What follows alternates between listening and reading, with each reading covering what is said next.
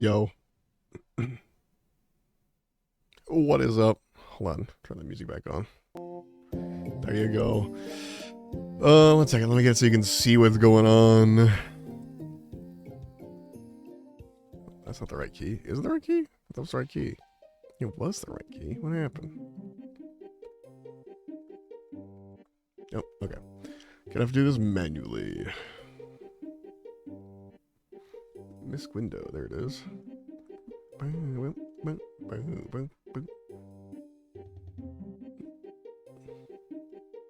There we go. And this, gotta be this. Done. Good morning. Hi. How's it going? Welcome to continuing what I was doing last time. I have done no work on this so far. Can you tell I just woke up?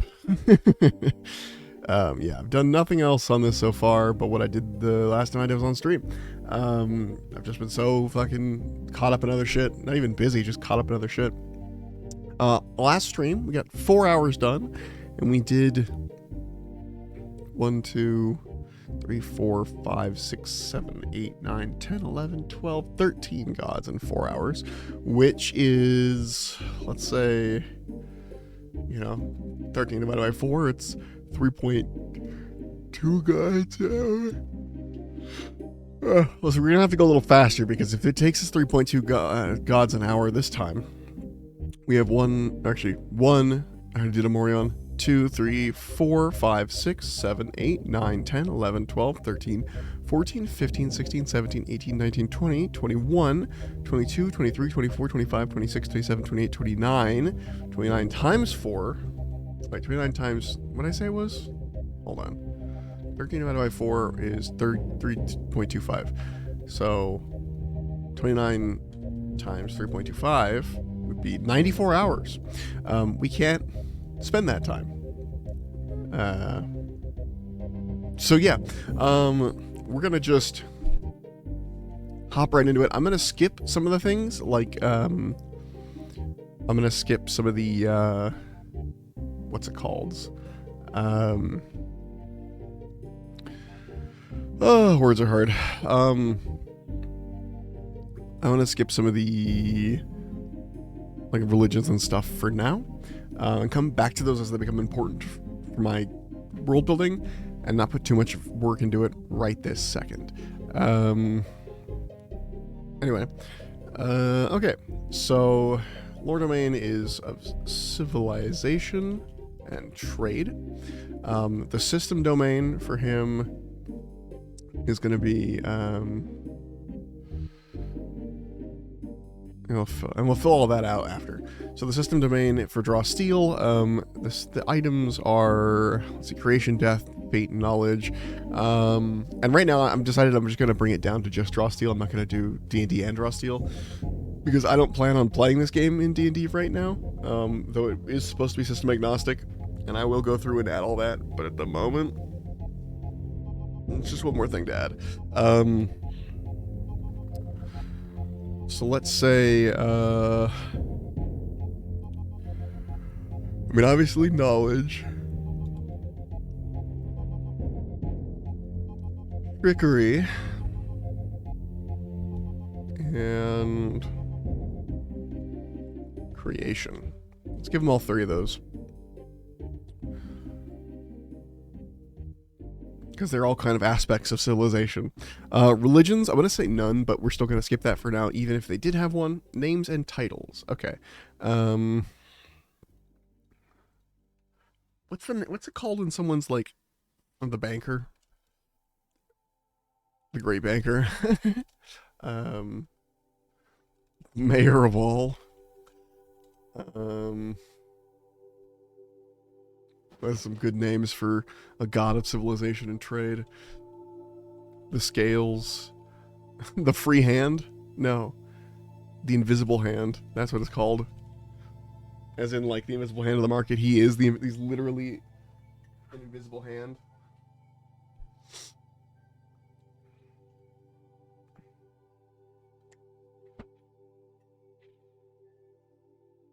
Let's see. Appearance, iconography, and temperament. He is He is a faceless, metallic god with... Faceless metallic god. His arms resemble a goop. Thanks for the sub. Thanks for the streak. Holy heck. Good morning. Hello. Hi. I appreciate you. Wow. 14-month streak, 15 months. Holy cow. That's crazy. I know I said that every time, but it's crazy to me every time. Good morning. Let's see. He's a faceless metallic god. His arms resemble scales. His arms vaguely resemble scales. Vaguely. Wow, I can't spell. Vaguely resemble scales. Can you guys see this okay, by the way? Or is this, like, impossible to read? That's the real question. I want to change the theming. If Blue comes in here, I need to ask them about the theming they use, because they have a great theme for their Obsidian that I want to steal. Good morning. How are you doing this morning, Goop? Let's see. He's a faceless metallic god. By the way, what? Excuse me. Hey, Canadian, what's up, dude? And Goop, if you're around and not lurking, I was telling you that, or I was going to say that I was watching your stream yesterday. I was lurking for the entirety of it, basically, but I was there. It was good. I like it. I like some good Oblivion. I forgot how janky that game is. Okay. He's a faceless god, metallic god. I'm good. I got a nice work from home day and chilling with Momo. Hell yeah, Momo! Yeah, love that cat. It looks very, very cute. Wonderful. Just wonderful little lady. The picture with her teeth out, 10 out of 10. Okay. He is a faceless metallic god with his arms vaguely resemble scales, mostly because he is always weighing things in them. He has a kilt, fuck it, why not? A kilt made of coins that have existed across many long dead civilizations. When a civilization dies, a new coin is added. It is said a new coin is added. There we go. Which implies that there have been many long dead civilizations across everything. How was my weekend? It was good. It was really good. I didn't realize I hadn't streamed in 5 days. I looked down at my hands and I looked up and it had been 5 days. No, it was really good. I don't superb owl, but I enjoyed the fact that everything was empty. Everyone was at their homes, superb owling. But yeah. That was nice. Saturday, I also did a thing. What do you mean I don't superb owl? I don't give a shit. I don't care. I don't watch it. I don't look at any news about it. Ah, of course. Yes, them. Yeah, sure. Then whoever won, I don't know, but I say go Bird. I guess. Look, man. Sports are I love that people love sports. That's great. Eagles win, I think. Hell yeah, go Bird. Sports are great. I'm glad that people love sports. My cousin is a huge fucking jock. I'm gonna not get done with these gods today. My cousin is a huge fucking jock, and he loves sports, and he always tries to tell me about them. But at the same time, I fight back by telling him about video games, and we both learn a little something. But so I know more than I let on. However, I will say, sports have never interested me in that they are basically just like simulated war, which is fine. I do simulated war in video games. That's a thing. Humans, and especially AMAB people, are really into simulated war for some reason. Who knows? That's crazy. Genetics, probably. But that version of simulated war is not my favorite. But it is like, we are battling, and these are our people, you know? Who likes sports and not video games? My buddy. Although, or my cousin, he likes video games. He just never has time for them. He's too busy watching sports. So he'll like play them when we're hanging out, but that's about it. Okay. Plane of existence. So he has to exist in someone else's plane of existence. That's right. That's why I had these gods open. Hold on. Yeah, the primordial gods open. So Civitas has to exist within, how did I type this earlier? Domain inside Everforce. Okay. So Civitas is who birthed him. Goddess of life, obviously. But, who's the other? Seraphos. Yeah, I would put him in Sarakine. So he would be in, do we already have a place called Metropolis? I think I already did that. Hold on. Locations. Don't I have regular locations? Is there not? Domains, planes, geographical, nations. Just have Mortaris. I'm pretty sure I wrote down. Hold on. Let me pull up the step-by-step guide. It's in here somewhere. There were cities. I wrote down cities. Oh, they might be up here in the. Hold on. Culture. Step 3, culture. Capital. I called it capital. Okay. So it's not. So the Metropolis can exist here. God, Minecraft, you're so loud. Didn't have to check if it was Minecraft. I just knew it was based on the volume. Civitas de la Fortis? No. But you are right that Civitas is. Also, it's Civitas y la Fortis, by the way. Fake RuneScape fan. I had to look it up. I looked it up as I was talking. But no, Civitas is just Latin for city. A lot of my gods have stuff like that. Like Pyreal, pyre obviously is Latin for fire. Mortale, mort is Latin for death. There's a lot of that.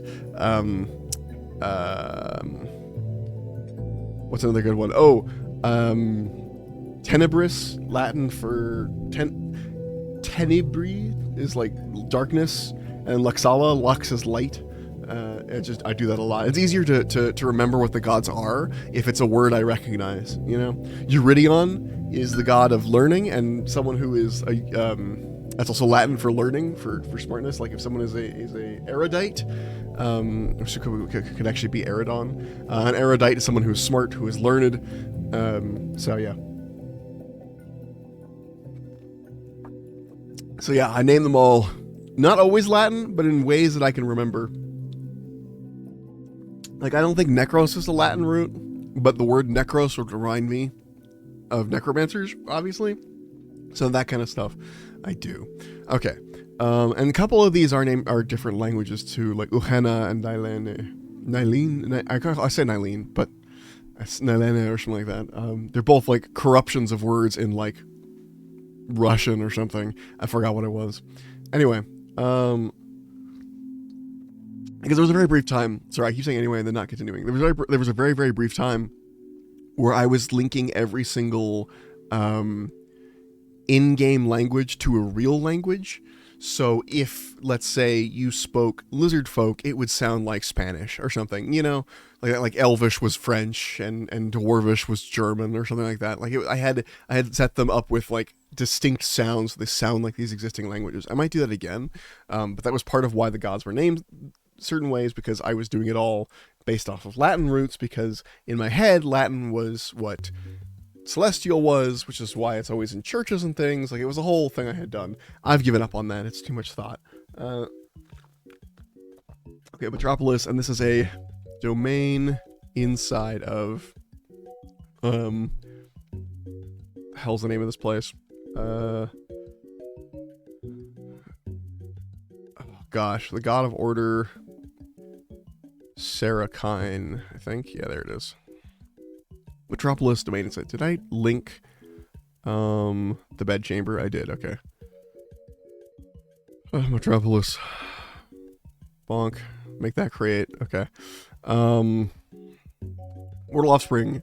I don't believe I've given him any mortal offspring. No. Wait. No.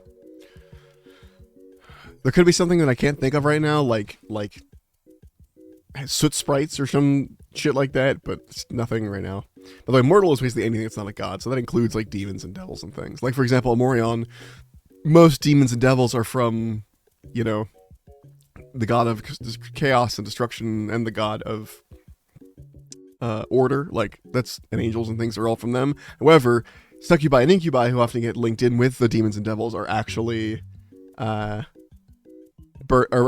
children, basically, of Amorion, the god of love and sex. Such sprites are so cute, right?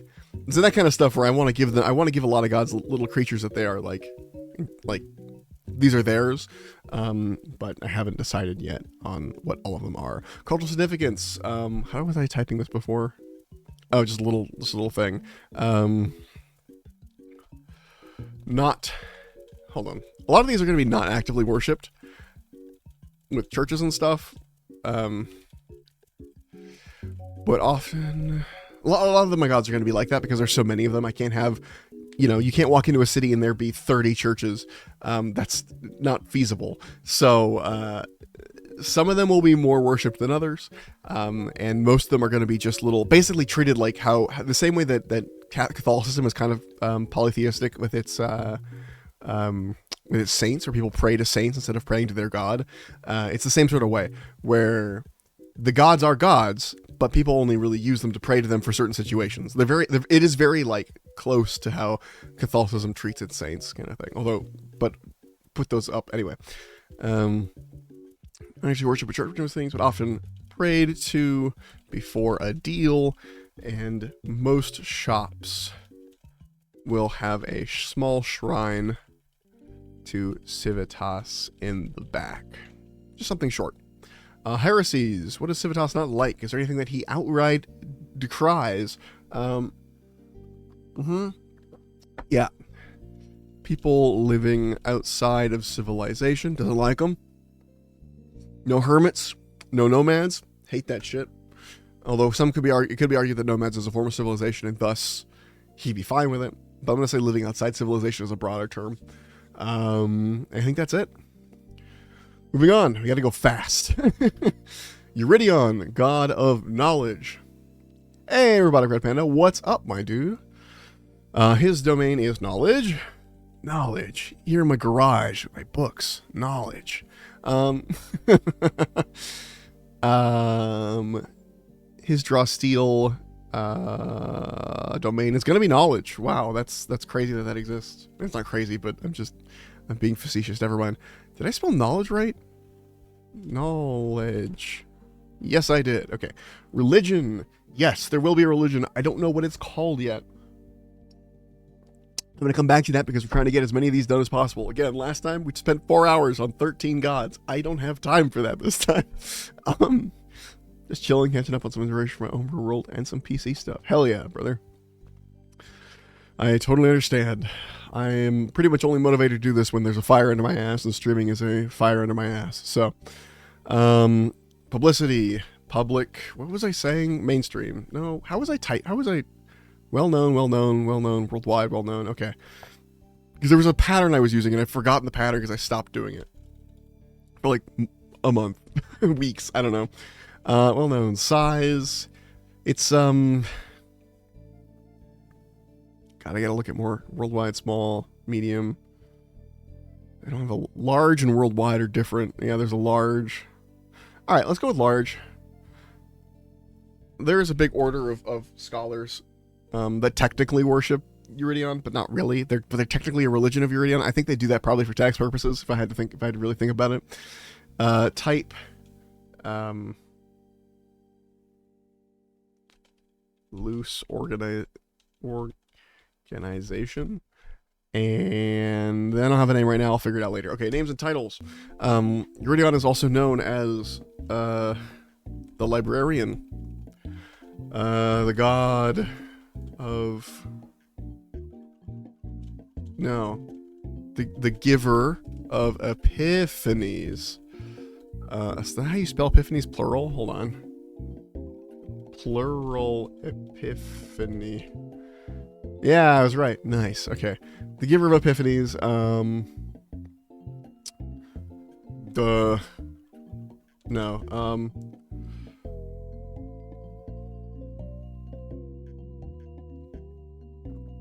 I'm thinking. It's tough. That might just be it, honestly.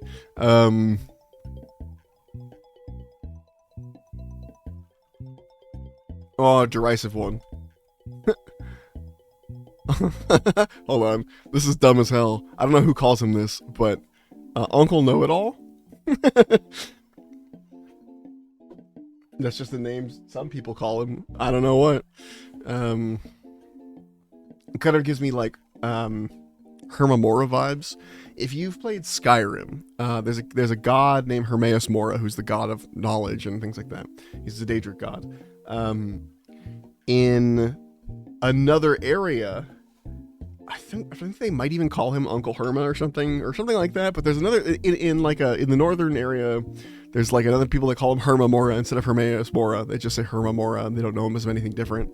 But I think he also had a name like Uncle something, and it's giving me that vibe. I forgot what that name was, if it even existed. I might have made that up. I might be combining that with Grandfather Nurgle. I don't know. Okay. What does he look like?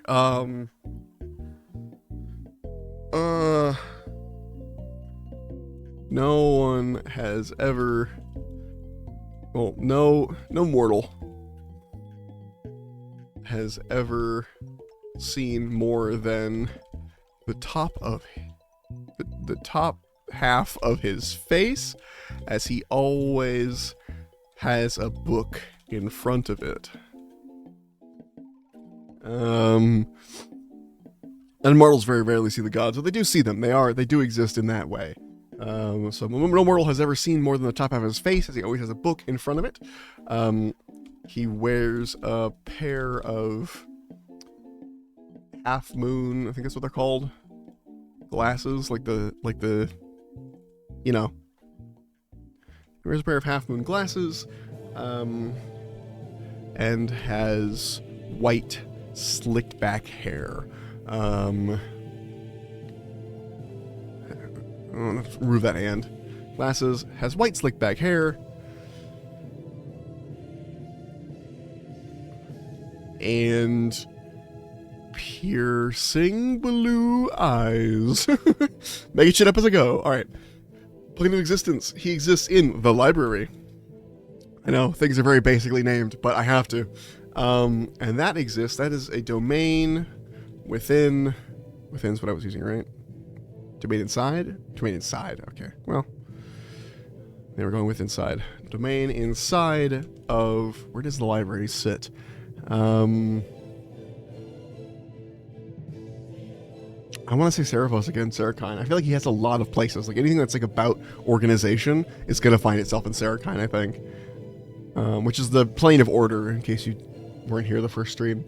Yeah, let's do it. Domain inside of Sarakine. Okay. Mortal offspring.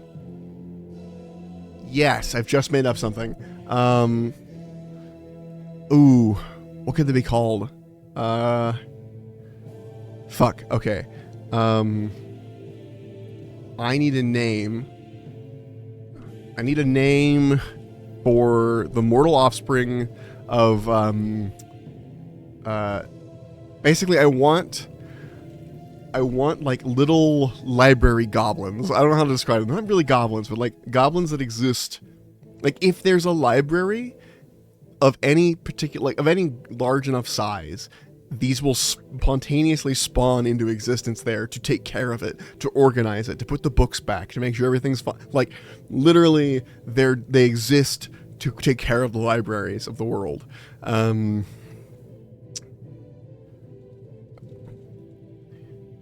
trying to think of like good names for them.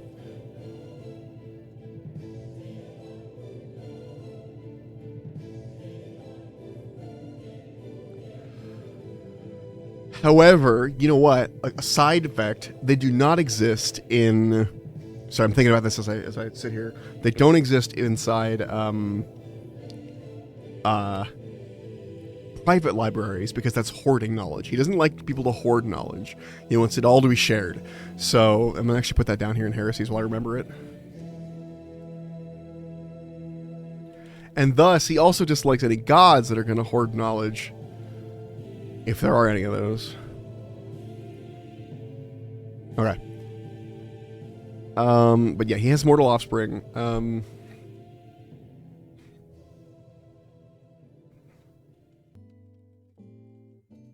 So there doesn't. So librarians exist.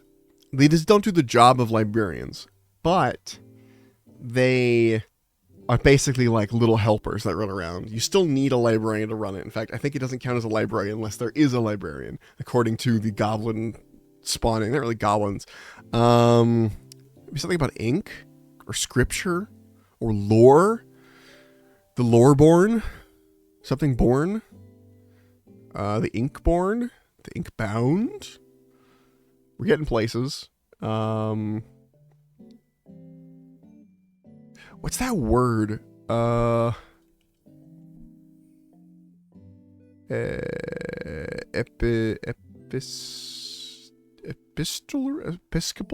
Epistemology?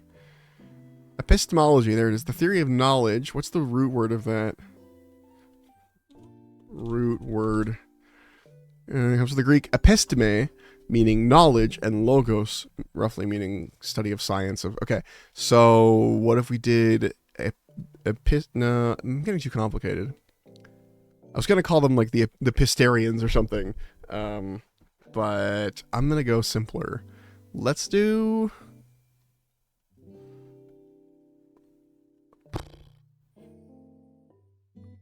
Let's do the.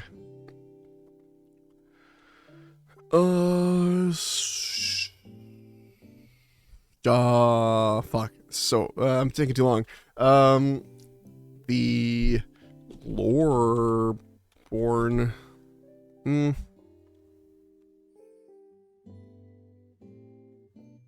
No, I like Inkborn.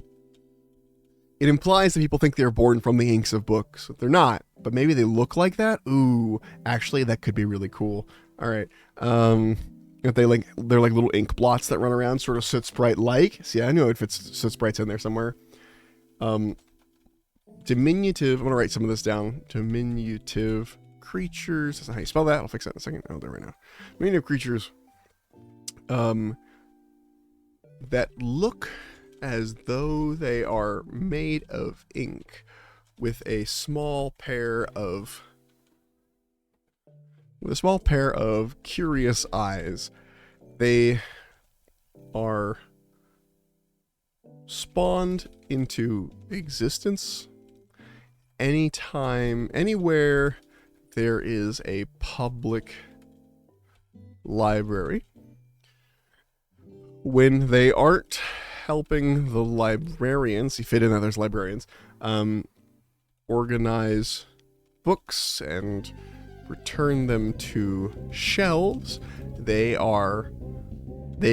can be found sitting amongst the stacks, reading everything they can.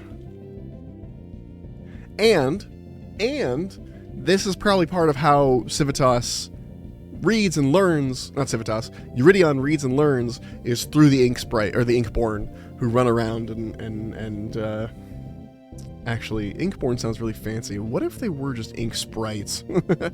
Hold on. Inkborn. We're going hard on the Soot Sprite. They're ink sprites now. Cool. Excellent. The cultural significance.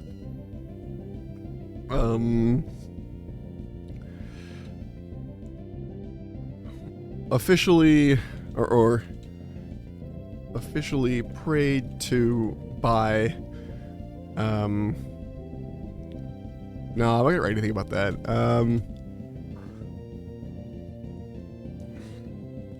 Generally not widely worshipped. But does have a decent sized following in a particular, well, what's the, like, it's following in places of learning. said wildly. Widely.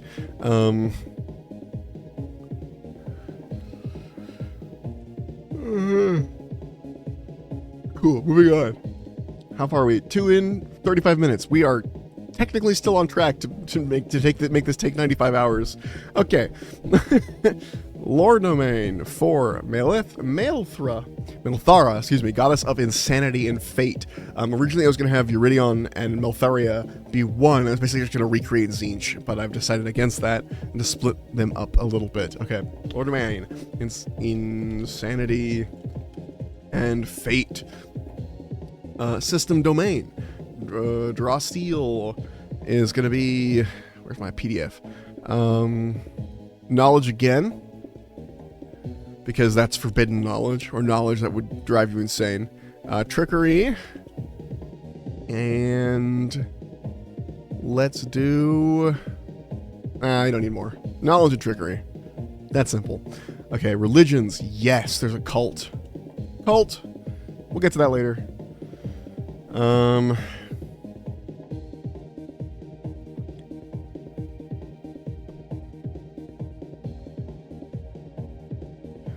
Okay, names and titles.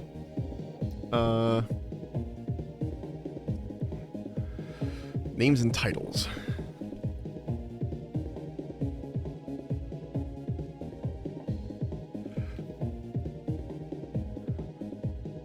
Let's see.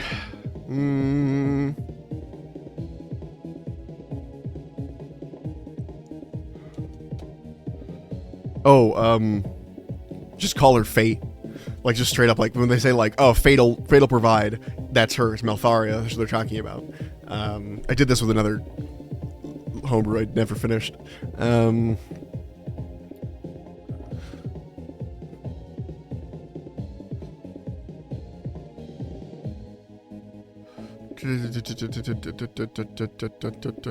Discordant?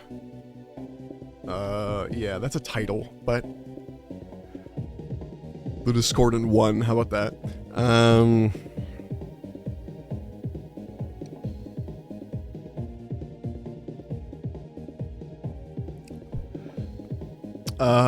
The Clown? No.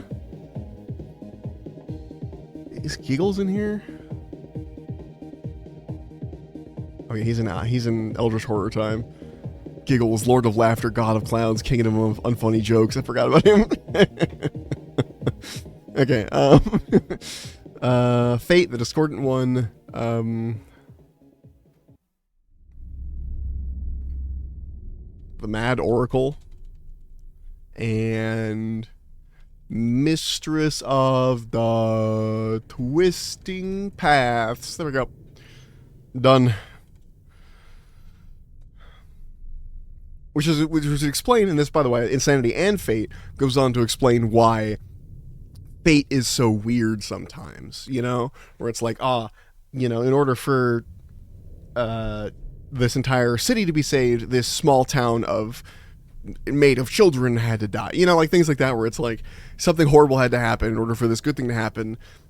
The reason it's like that, and not just nice all the time, is because she's the god of insanity and fate. And I would say being the god of fate, of everyone's fate, all the time, is what drove her insane. She wasn't always the god of insanity, but pretty quickly it happened. So I'm going to stick with that. Like, the more mortal things that appeared, the quicker she went crazy. Okay. Appearance, iconography, and temperament. She has two aspects. There we go. One of the old woman who sits there and knits. Her knits a massive tapestry. Is knitting the one with loops? No. Does knitting have loops? Is that crocheting? Yes, knitting is the one with loops. I always get crocheting and knitting confused. I know they're different. Crochet versus knit, but crocheting is harder to say, so it rolls off the tongue faster to say knitting. I'm gonna say knitting because it has the two needles, you know, and that's more iconic, you know? It looks like crocheting is 1 needle, knitting is 2 needles. What the actual thing you're doing, I don't know. But they all have loops. Excuse me. So of the old woman, one of the old women who sits there and knits a massive tapestry. Each loop, the life of a mortal being. The life and destiny of a mortal being.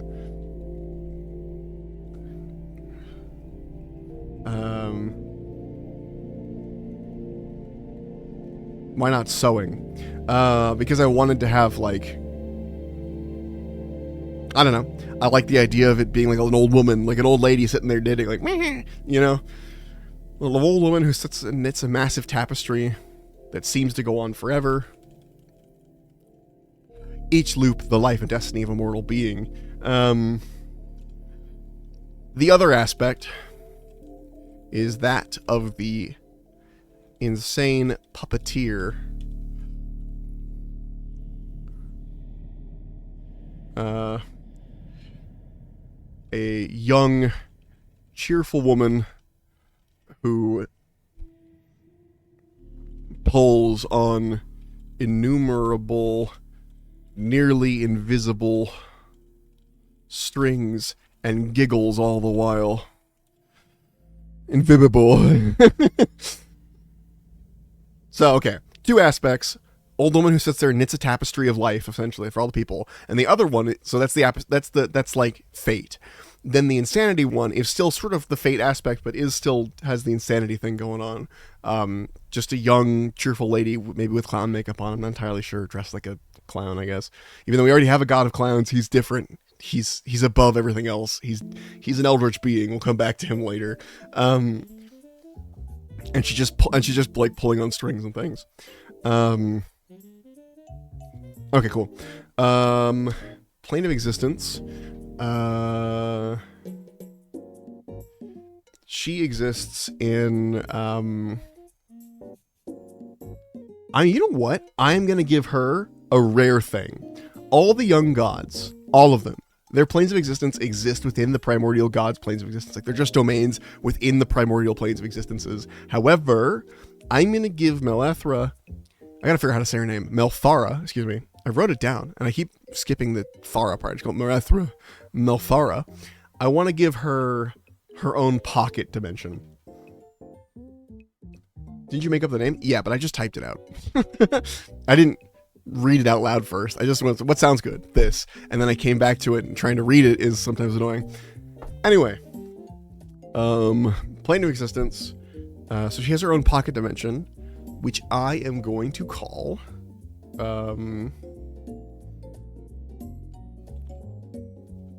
the shack? No. The hovel? No. What's the name of, hold on. Hold on, what's the name of this house? Domus Mactabilis.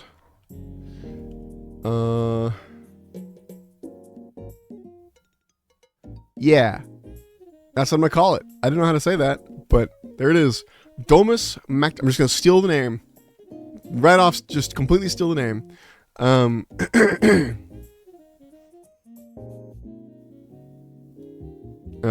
It is also the name of the house from Monster House. Fun fact. Domus Mactabilis. And it sort of moves through space-time. I'm gonna write this down. Hold on. The home of Melthara. It is a living plane of existence that moves through space-time where and when it sees fit. It can be entered. It can often be found exactly when and where you need it. The entrance looks like a decrepit old house with boarded up windows no matter where it's found. but it does often change shape slightly to blend in with its surroundings. Cool. Excellent. So she has a creepy wooden house that just appears when you need it. Like if you're like, I really wish my fate were different, you can make a deal with her. She is willing to talk. And when that happens, you see, like, you turn around and the house is there, kind of thing. Like she's very much a Baba Yaga kind of character, which is why I wanted to give her an old woman thing. Mortal offspring, none. NA. Do I write NA on these or do I just skip it? I think I just skip it. Hold on. Okay, a lot of these have mortal offspring. Just give me a second to find one that doesn't. Nope. Okay, I just skip it. Cool. Moving on. I'm gonna leave it blank. Cultural significance. She has a small cult, but beyond that, people mostly just use her name for swearing. Like Fate's tits. That was bad. That was unlucky. There we go.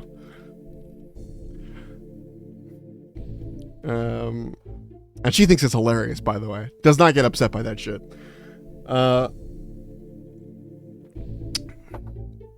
Let's see. Actually, I should quote that better. Stuff like Fate's tits, and that should be in quotes all the way. That was unlucky.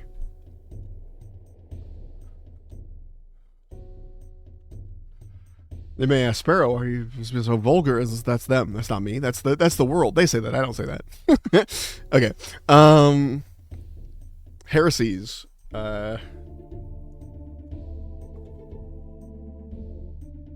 None. Not applicable. He's got 0. I swear there was a primordial god here that didn't have mortal offspring. Excuse me. Yeah, okay, I am writing none. Okay. Then I just missed it on this. None. That makes more sense than leaving it blank. Also, we are at 4 gods in 45 minutes. We are slightly ahead of schedule. Okay. The goddess of necromancy. Right, Necrosar. I love her. She's cool.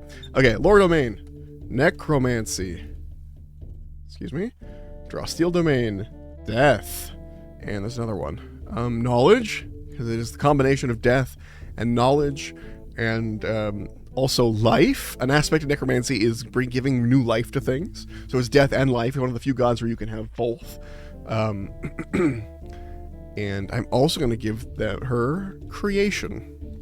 She's got a lot of aspects to her, because necromancy has a lot of aspects. Now, I know it's very cliche to be like, well, necromancers are good, actually. But there is a whole civilization. It's the one city that I've written anything about.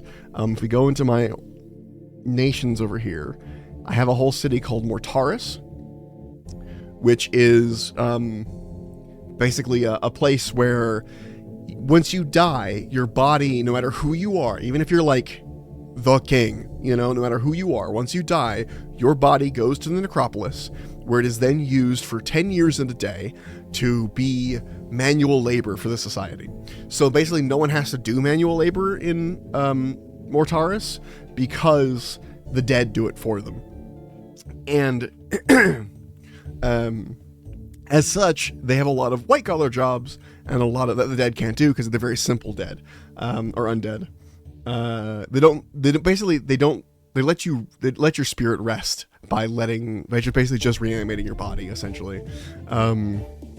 Hello, boss. So they're basically white-collar jobs, like scholars, things like that. And Necrosar is very much worshipped in Mortaris, though more as what's it called? More as an And like basically as the first necromancer, which is one of the titles we're gonna give. Also, you'll notice Goddess of Necromancy, and I wrote Prince of Rags. It just sounds cool. It's a little silly, but I mean, if Elder Scrolls can call every single one of their gods and goddesses princes, I can do it too. It's fine. All right. Size, large, publicity, well known. It's 2 words. I know I put a hyphen there. Type, cultural. What would I call that? State, religion.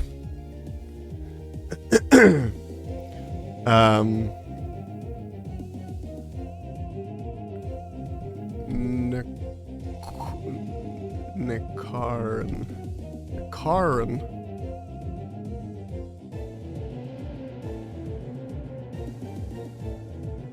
Religion for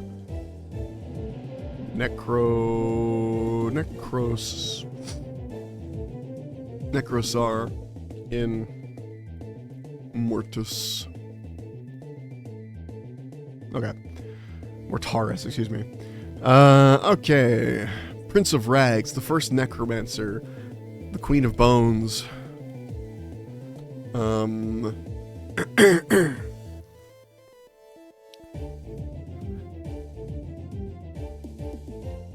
Some would even call her the Life Giver, but I don't know if I want to. I think that's already taken.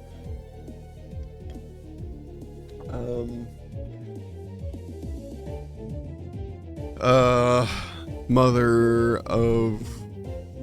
No. I was going to say Mother of Worms, but Mother of Worms is going to be someone else.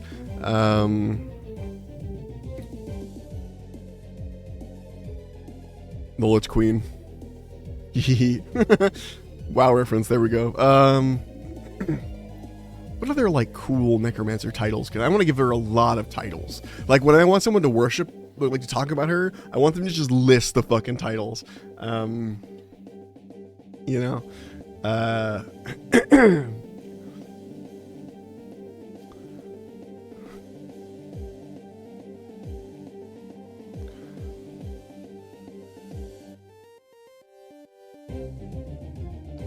Like, literally just a whole fucking slew of titles. Okay. The Pale Hand. Not Death, though, because Death is someone else. Death is her father.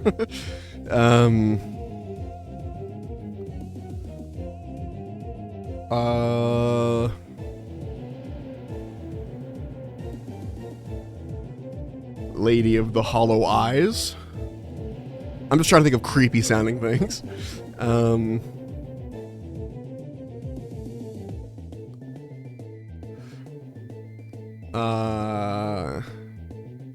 The Eternal Reclaimer. Do I have anything else in the fucking in the brain sack?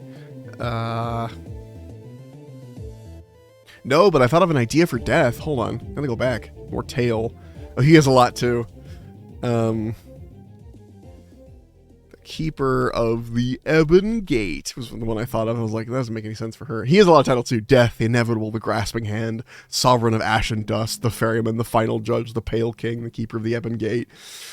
And similarly, Necrosar's got to have a fuckload of titles too. Prince of Rags, the First Necromancer, Queen of Bones, the Lich Queen, the Pale Hand, Lady of the Hollow Eyes, the Eternal Reclaimer. I want to put one more in there.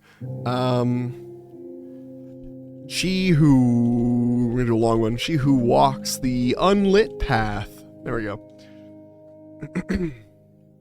Just a lot of fucking titles. Okay.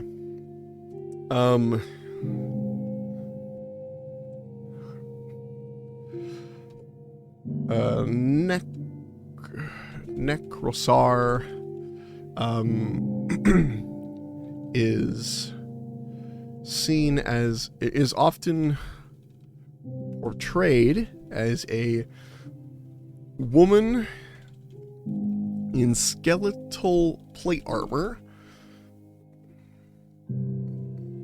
Is often portrayed as a woman in skeletal plate armor with a ghostly visage, where her head should be. Under the ghostly skin, her skeleton is obviously visible.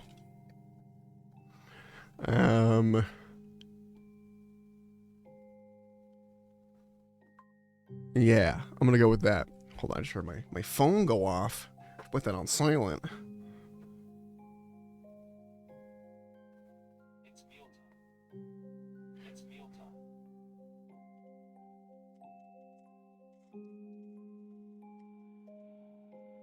Okay,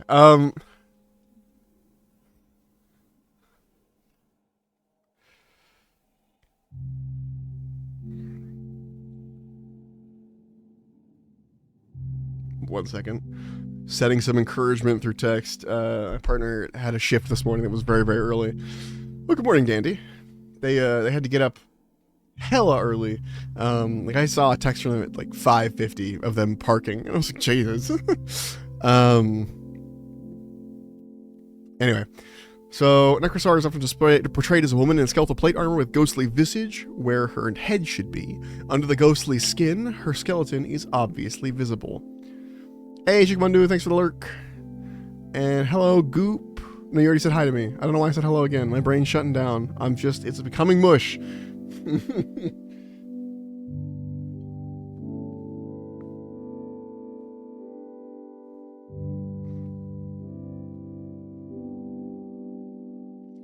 Okay. Anything else that would be cool to have her have? She has a skeletal greatsword attached to her back. That's not how you spell attached. Greatsword is apparently 2 words. I don't believe that for a second.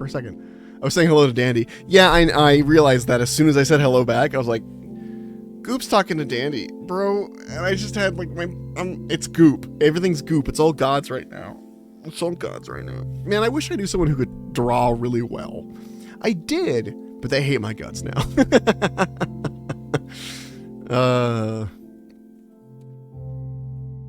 Because I want all these gods drawn, you know, and I don't want to pay $1 billion for it. I want to give someone lunch for like a week, or pay them some money. But goddamn, I want to see all of these things. It's fine. I'll live. All right, Plate of Existence. Let's see.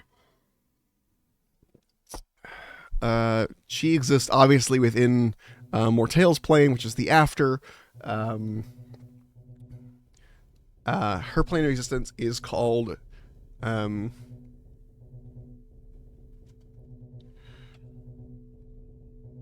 gonna wait. Did I already call something the Manse? Hold on. I gotta check something. Planes. Bad chamfer. No. We're doing it. The Manse. I'm stealing this. I'm stealing it from Warhammer. No one tell anybody. Or no one tell GW. The Manse. Domain inside of the after. Okay. Mortal offspring. Any undead. Including restless undead.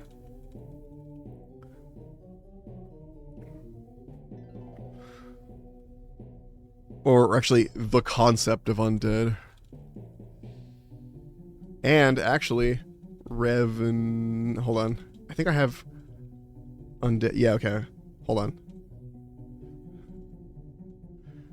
Well, okay. My mortal offspring, I'm gonna say she doesn't create every single undead, but she created the first undead, and now undead exists because of her. And any undead that happened naturally, like if someone is like a ghost and doesn't get what they want in life, or they get stuck or whatever, they're not buried right, whatever, that happens. She chooses that. That is something she is choosing. That is something that happens because of her. I'm going to tell Warhammer, and they're going to be very upset. Calling them now. How many undead are we putting in? Yeah. I made undead a playable race, so that many. I say 15 is a good number. All right. Whoa. My mic just tried to fall off my desk. I caught it. You probably heard me catch it. 1 second while I reattach it. What the hell? Microphone. Okay, now you're stable. What the hell? Anyway, also, good morning, Jaybird. Good morning, brother. Good morning, Jay. I don't know why I said your whole name. That was weird. Again, my brain is soup right now. I'm chugging so hard on this. I'm trying to get through this. Because if I calculated it, 95 hours if I take too long. What's up, dude?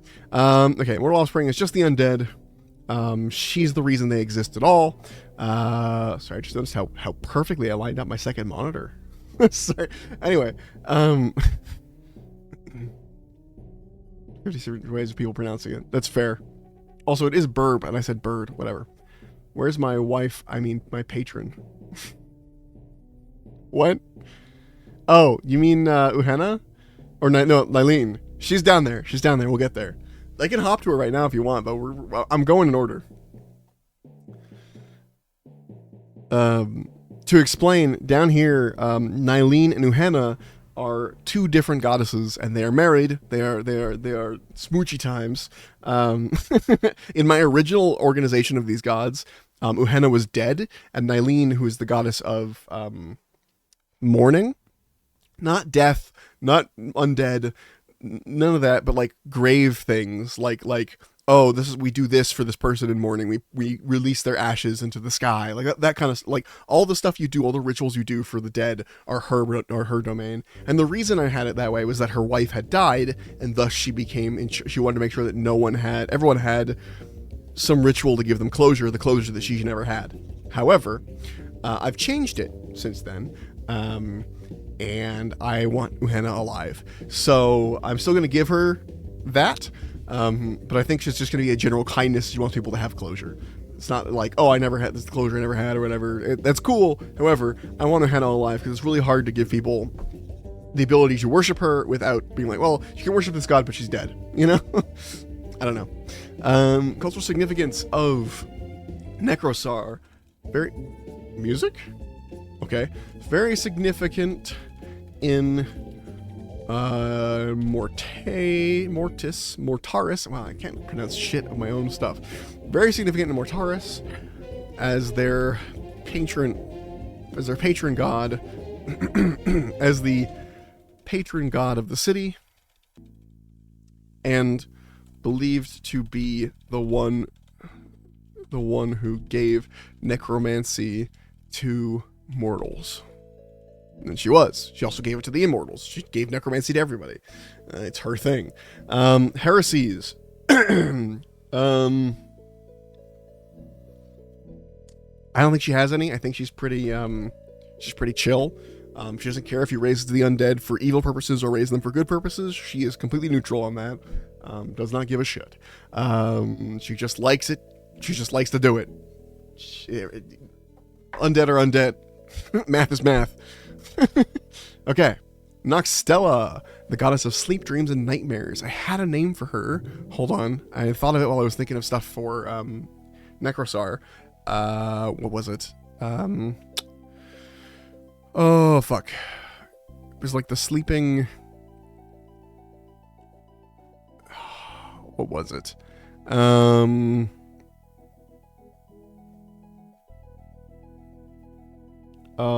Just the Dreamer. That was it. Actually, I'm gonna make this longer. The Dreamer in the Dark, and then it gets shortened to the Dreamer. Whoops, got rid of too much of that. Okay. Her lore domain is sleep, dreams, and nightmares. Her domain, if you want to worship her in game as a cleric, is gonna be not death. I'm trying to give death only to very few gods. Let's do knowledge, trickery. Whoa! Did you see that? My fingers completely misplaced. Knowledge, trickery, and let's do love. There's not a lot of gods of love. Let's add that in there. So there's a couple of options for love. Okay. Also, I should be filling this out at the same time, but I'm just going to do it after. We're just going to fill it all out after. Because I was doing this at the same time before. Because what I want is to create... So this is a PDF for my players basically to say, here are the gods and goddesses of the world.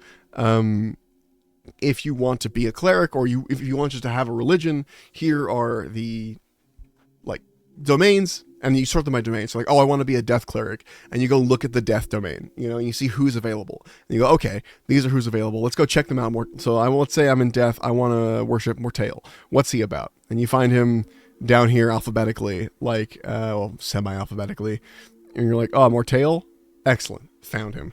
I might have to actually make this truly alphabetically and not like sort it. Just to make that easier to find for them. But the point is still there, so that I want them to be able to because there's so many that I don't want them to have to read through every single one when they want to be a cleric. That would suck. Excuse me. Religions, yes, there's a cult of some kind. I'll figure that out later. I think I'm not going to make the religions until I actually get there with players, potentially, or I talk to players, because some people might want to make their own religions, and so I might wait to actually fill out the religions until then, because I was doing religions for all these years, but I think I'm going to come back to that. Appearance, iconography, and temperament. I know, names and titles, we need more than one.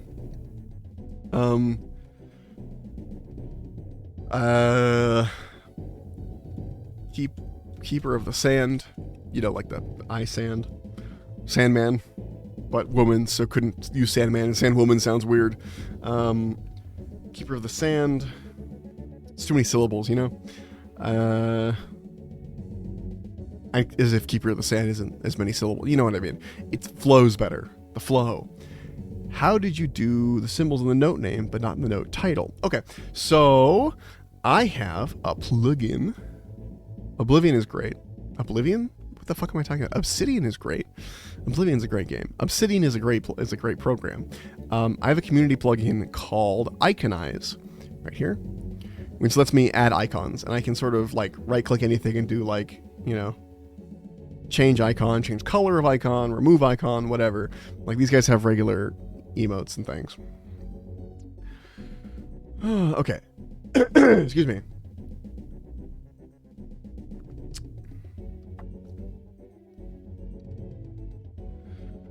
All right. Iconography. No, it's names and titles. We're gonna keep on that.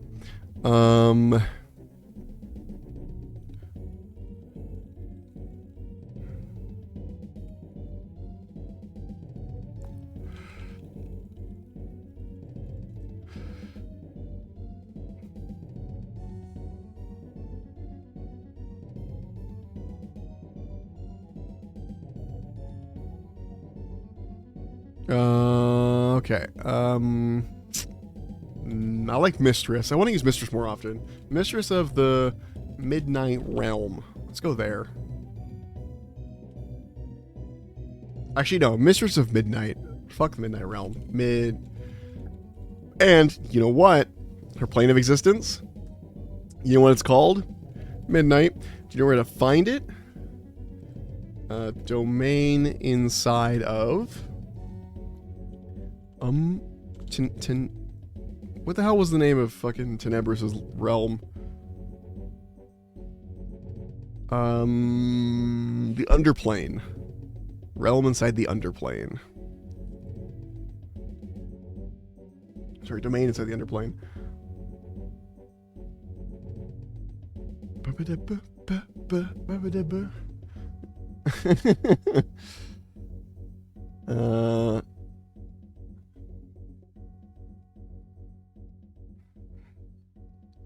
All right, Midnight, domain inside the Underplane.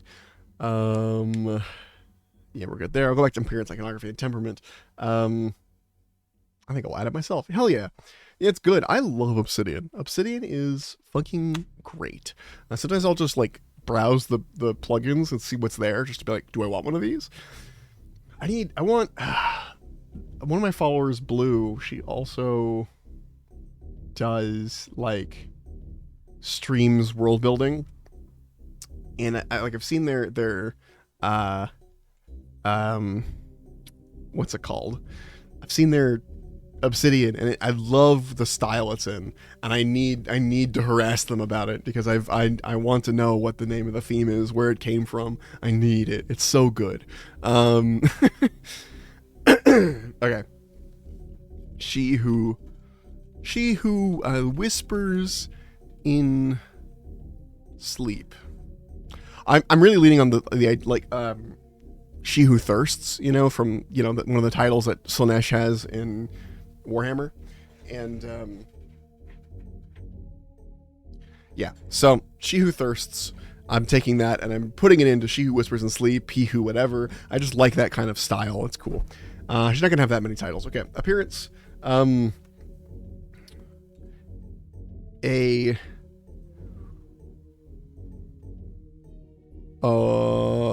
woman wearing flowing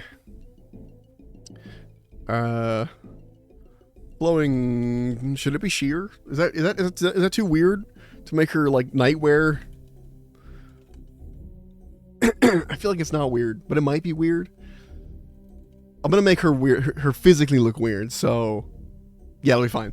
Flowing sheer nightwear on top of a body made mostly of incorporeal shadow.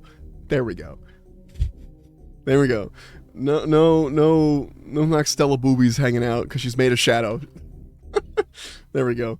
Flowing sheer nightwear on top of a body made most, so she's very like ghostly, hard to pin down.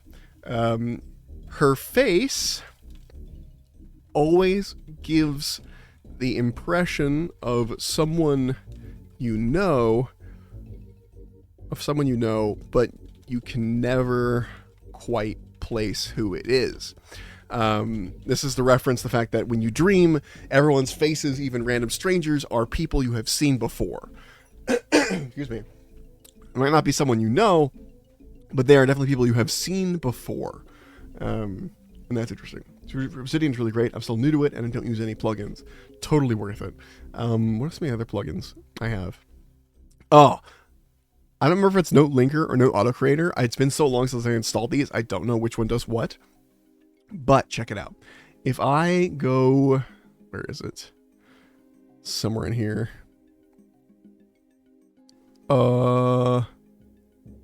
No, they're somewhere along this path. Note Linker, that might be it. Scan note? Okay, check it out. So what this does is it scans my note, or you can scan the whole vault for any time you type a word that has a link somewhere, or it matches the title of a different link. So, like I have the elements here, dark, right? I could link Dreamer in the Dark to dark. I wouldn't. Or midnight to midnight the place. But actually, I probably would link that one. So link one note, and it goes through and it auto links it. Now it's here, you know? But it can do that across your entire vault, where you can go through and be like, hey, you mentioned this word. You also have an article with the same name. Should those be linked? And it'll just do it for you. So it's Note Linker. I love that one. The other one, Note Auto Creator, is supposed to create notes when links are created to them. I never get that one to work right, but I still have it on just in case I can one day get it to work. Tag and Word Cloud was a weird one to set up. I think it's still working. Yeah, it's kind of breaking. But basically what it's supposed to do is scan the entire, like, I think there's like a keybind for it or something, but scan the entire vault and then give you a word cloud right here. Hold on. I think I can rescan it right now. Give me a second. Calculate word distribution. And then we close this and reopen it. There we go. So now you can see like my small word cloud for what I've written so far. Domain is there, win is there a lot, skill, hero, that kind of, and that's just fun. That's just there to be fun. This is why it takes me so long to finish these things. Okay. Whoops, I didn't want to organize it that way. Hello. Okay. Nextella Midnight. Okay, Mortal Offspring.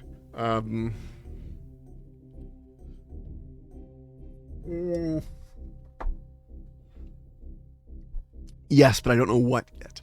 I want there to be some sort of dream creature, but I don't know what that's going to be. Hey, Red Panda, thanks for the follow, brother. Appreciate you. I've turned on custom, like, thanks for the follow messages with the bot, and they're okay, but sometimes they just make me go, what? Hey, Hecate. I always want to say it differently every time. But hey, what's up? What is up? Okay. Mortal offspring, none. For now. Thanks for showing me the plugins. I think I will sometimes browse them myself for some nice Hell yeah. Totally worth it. They're great. There's some really fun ones. Some of them are totally unnecessary, and they're just there. They'll just bog down your obsidian a little bit. But I've done that too, and it's fine. Cultural significance. None really to speak of. She is mentioned when referring to dreams. One might say something like, the mistress gave me a weird,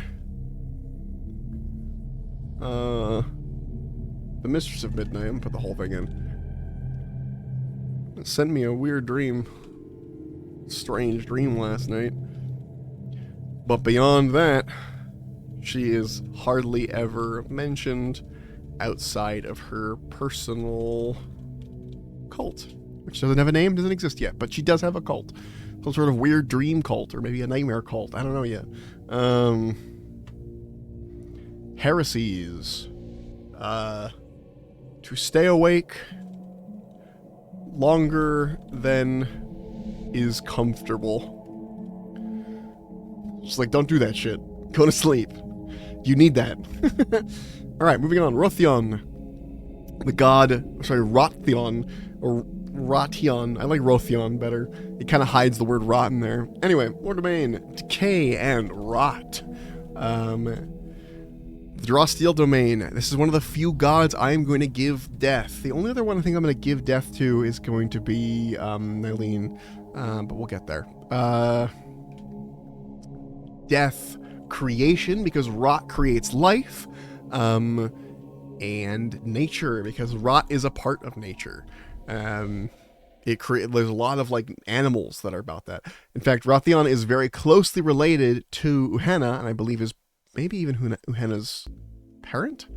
Hold on, Uhenna is from nature, the god of nature and animals, yes, and Rothion, yeah. So nature and rot together make Uhenna, who's the goddess of bugs and detritivores and unloved things. So that's her whole shtick.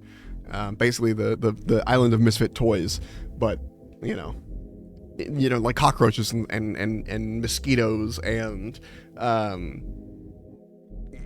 maggots and stuff like that. Things that people go, ew, meh. That's her domain. And that's the combination of rot and nature. Anyway. Names and titles. Well, hold on. I'm just going to steal some of Nurgle's titles. Not all of them, because it'll be really obvious, but... Let's see. The Grandfather. I'm going to give him the Grandfather. It's just a good one. It's so good. Father. I'm just looking at the names of the names stolen from. I'm stealing these from Nurgle completely. Plague Lord, maybe Lord of Pestilence. He's not Disease. Disease is someone else, I think. Disease is someone else. Could not exist. There could not be a god of disease, which is fine with me. You don't really need one for that. I have too many gods already. The Grandfather, Father.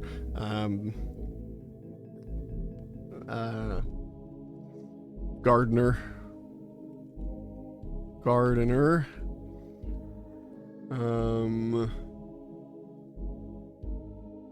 Lord of what was?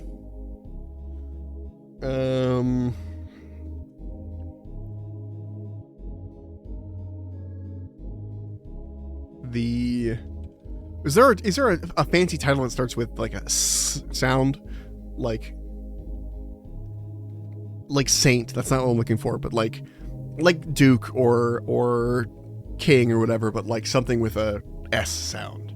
I can't think of one. I don't think there is one. The suzerain. I don't think that's how you spell that. The suzerain of the cycle. So proud of myself for that one. It's dumb as hell. No one's ever going to say that in any of my games, but it's there. Okay.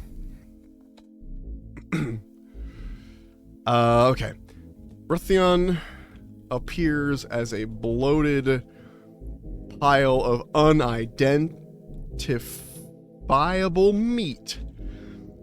His skin writhes. That's how you spell writhes. Writhes with a W. Writhes with movement as detritivores burrow and feast under his skin. His loose skin. He's really gross.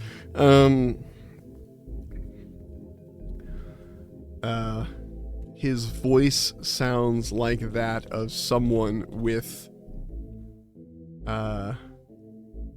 phlegm. That's not how you spell it either. Caught just on the edge of their throat. That's right, phlegmy. You know what I mean? Like, studio. His voice sounds like that of someone with phlegm caught just on the edge of their throat. Despite all of this, I've been forgetting temperament. He is quite jovial. He is very much Nurgle coded. I'm basically stealing Nurgle wholesale and putting him in here because I like that concept a lot. I already have a religion written for him, which is basically Druidism. Since he's part of nature, he will be worshipped as a whole, as the idea of nature by Druids. They don't really pick out individual gods, they just go all of nature, and because nature is made up of several gods, it counts all of them in. His plane of existence is going to exist within Death's realm, so that's going to be in the after. He lives in the... Hold on, I'm going to tag this. The heap. The heap. It's just a pile of trash, pile of garbage, pile of rotting stuff. And you know what? Actually, I'm going to change the name of this. Slightly. Very slightly. The Flesh Heap. And the H is going to be shared. Fleshy. Flesh Heap. The Flesh Heap. All one word. It's a Phil Collins song. I'm super uncultured when it comes to like popular songs you'll find. I mean, you think you've already found that when I didn't know another song, Spoon Man. When I didn't know Spoon Man, you were like... It's the same problem. I'm super music uncultured. Actually, I don't like how that looks. Flesh Heap with a hyphen and then a capital H. Here we go. The Flesh Heap. Domain inside of the after. And in fact, it's right next to the manse. I would say the manse is like... The Flesh Heap is in the yard of the manse, essentially, which is the necromancer area, or domain, and they work together. And it's your favorite song now. Yeah, I've definitely listened to it at least once since then. It's a good song. Honestly, here's the problem, is that I don't listen to a lot of music anymore. All the time I used to spend listening to music, I now listen to audiobooks instead, which is unfortunate because I love music. But audiobooks have just taken over my life. I was doing that most of yesterday while I worked on stuff. Okay, Mortal Offspring. None. No mortals. Cultural significance. Widely ignored. Actually, I'm gonna give him a cult too. I like giving the weirdos the cults. Widely ignored beyond his cult. Most people don't like to think about rot and decay, especially when it comes to their own bodies as such. When it comes to their own bodies as such, the god of those distastes, excuse me, is also often forgotten. Heresies. Not the biggest fan of the undead, but deals with it. because he is friends with Necrosar. Necrosar and Rothion are friends. However, he doesn't hugely like the undead because it sort of stopped the rotting process. Not a fan of that. But it's like, I wish you wouldn't, but it's okay. Like, that's kind of his, excuse me, his feelings on it.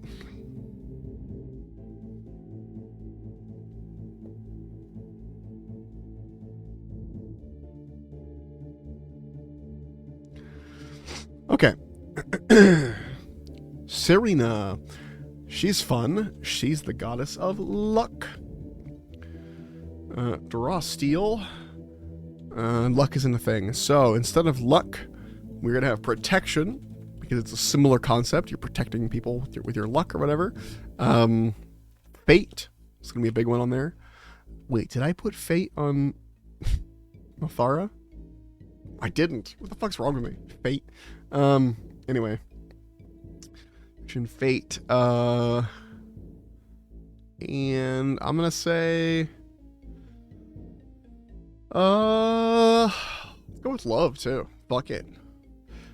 That's a little bit lucky. You kind of need to be lucky to get that. So I'm gonna put that in there. No cult.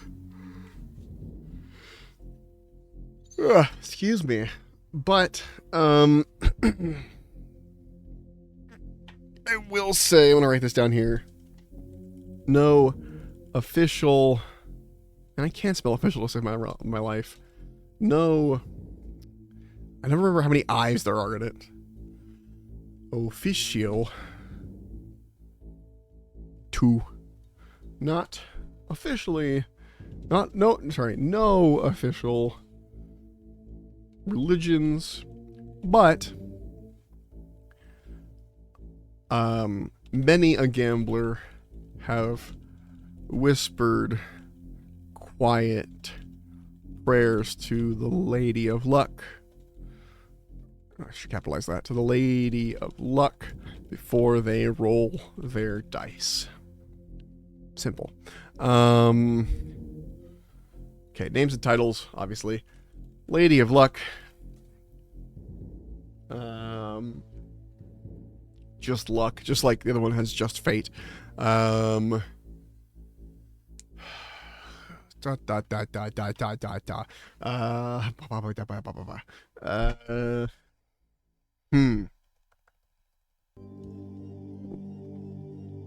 Ooh, I like this song. Lady of Luck, the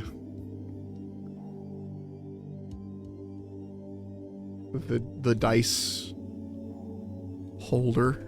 The dice, I don't know what that means. No, that's dumb. Do you guys have any good titles? Any good names and titles for a goddess of luck?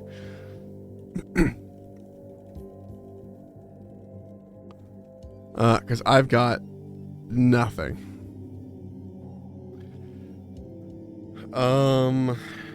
Actually, I have an old PDF. I had a God of Luck earlier. Maybe I can look through that PDF and see what titles I put there and steal it. Good God.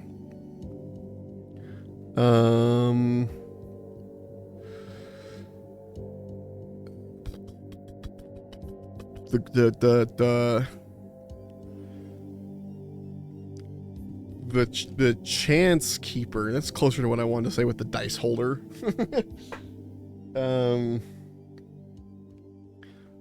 Hi Bilbo. Jumped on my lap and scared the shit out of me. Let's see. Ooh. She who, another one of these, tips the scales. That's a good one. Lady of Luck, the chance keeper, she who tips the scales. All right, I'm gonna leave it at that. If you guys think of anything, let me know. By the way, complete side note, if you have any ideas at all and you're willing to let me steal them, throw them in chat. Just straight up be like, hey, this is an idea for this thing. I had it while you were talking. You can use it. I'm gonna probably steal it. I might not always steal it, but there's a high likelihood I'll be like, that's cool. I didn't take that. So, what does she look like? Serena's one of the few gods that I had like not a whole lot in my brain about. She just sort of needed to exist. Because I wanted the phrase, you know, she's based on the idea of the phrase "luck be a lady tonight" or whatever from that song. I was like, yeah, luck is a lady. She's a goddess. So I'm like, all right, goddess exists now. What does she look like?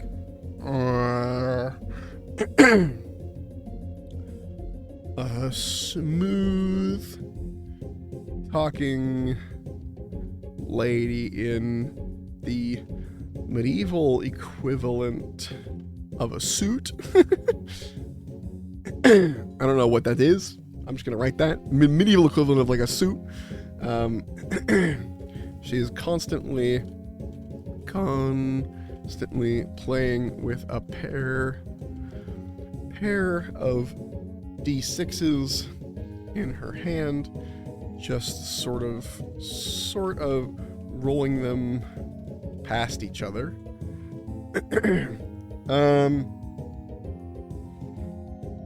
Okay, she's constantly playing with a pair of D6s in her hand, just sort of rolling them past each other, and she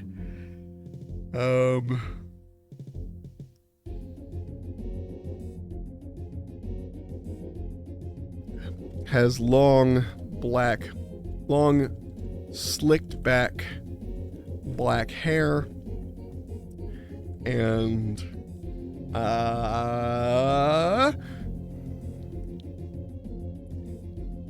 eyes that change in number but never less than 1 and never more than 6. Wait. And snake-like eyes. There we go. You know what I've just done? I've just given a reason for people to say snake eyes when they get it too. They're referencing the fact that Serena is known to have snake eyes. There we go. Snake-like eyes that change in number but never less than 1 and never more than 6. So her face is like a dice made of eyes. Her plane of existence is going to be, I think she's a child of, who is she a child of? She does have of chaos. Okay.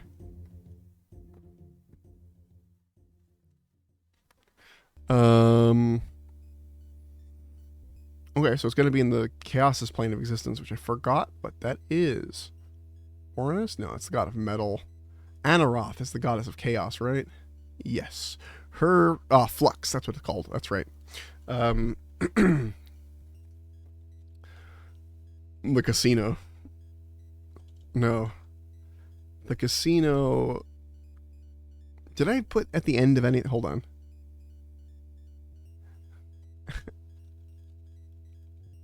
There we go. The casino at the end of time. It's long. It's a big plane. People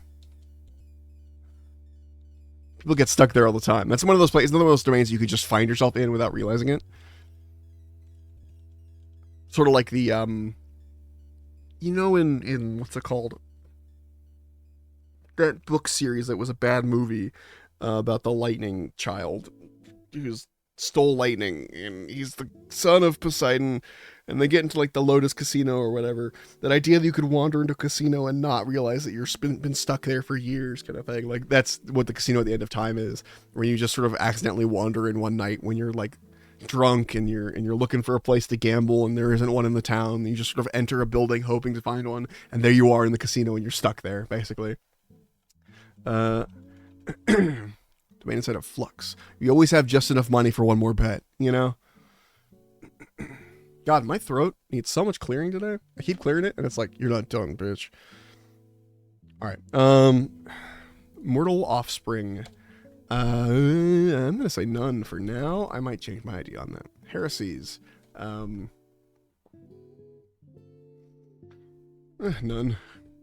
Hey, Blue, you're here. I have a question for you. 1 second. Question. What theme do you use for obsidian? I love what your obsidian looks like. And I need to know. I need to know. I want it. It's a beautiful theme. It's good. I liked it a lot. Thank you. I've mentioned it twice during the stream already. I was like, I need to find out what Blue's theme is. It's good. Okay. Moving on, because we have no time to slow down.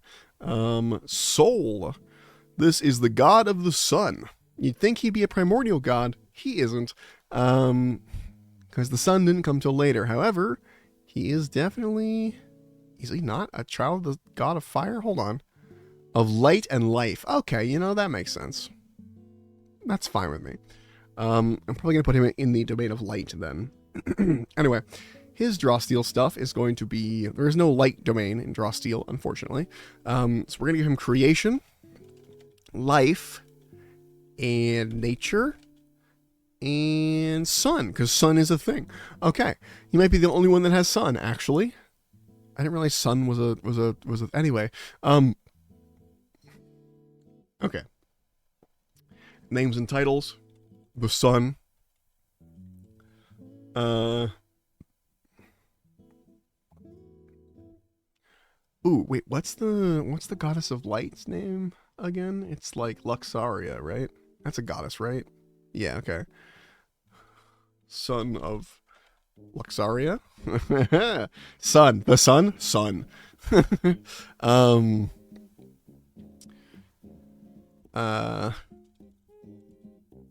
Did I already give... Does Luxaria already have the Lightbringer? Hold on. She might. I did give her Lightbringer. Okay. Nightsbane. I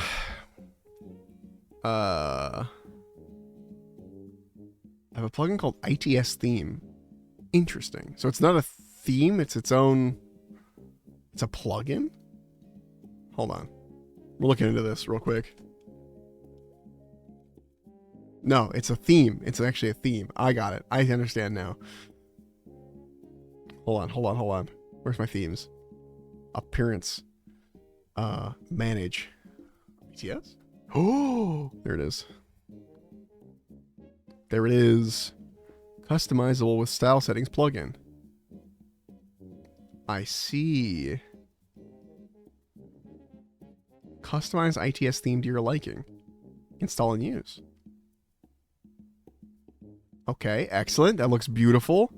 It already looks great. How do I edit it? Is it just like here? No. How do I... Hold on.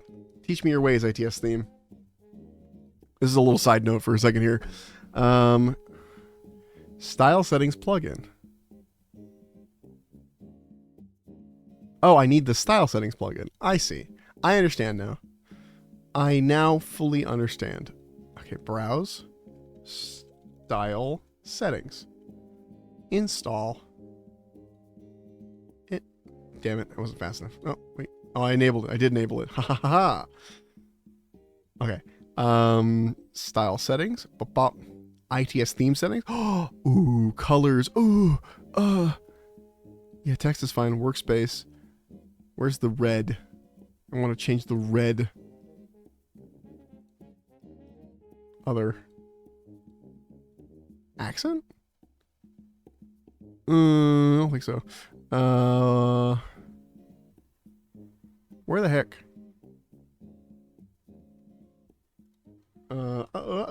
Colors. Where's the stuff I want?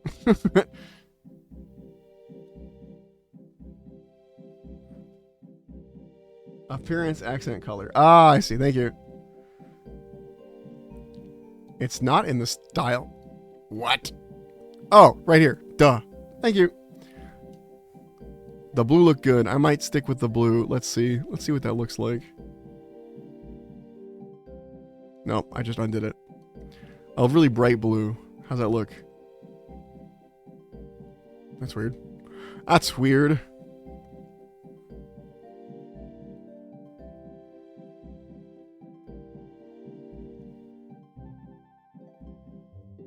Ah, that's fine. I'll keep the red for now. I'll figure it out later.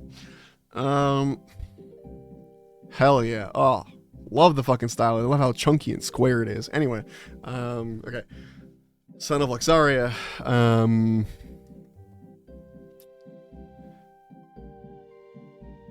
But thank you. I appreciate it. Let's see. And it was a little bit easier to read for people on stream, too. Alright. Gosh. I don't think he has that many tiles.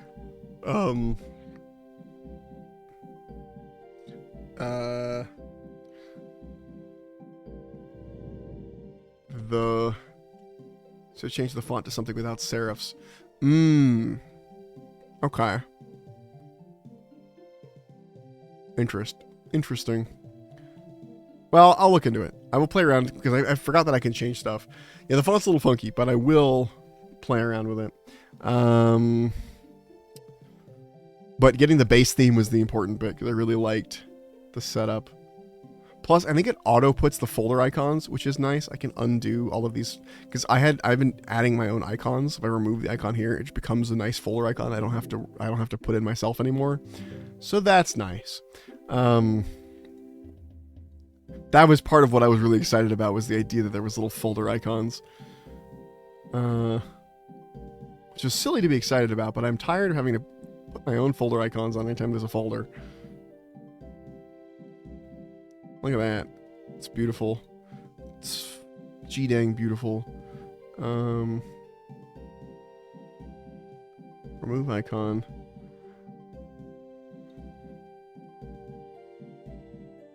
Remove icon. Hell yeah. Oh, it's beautiful. Alright. The sun of Luxaria,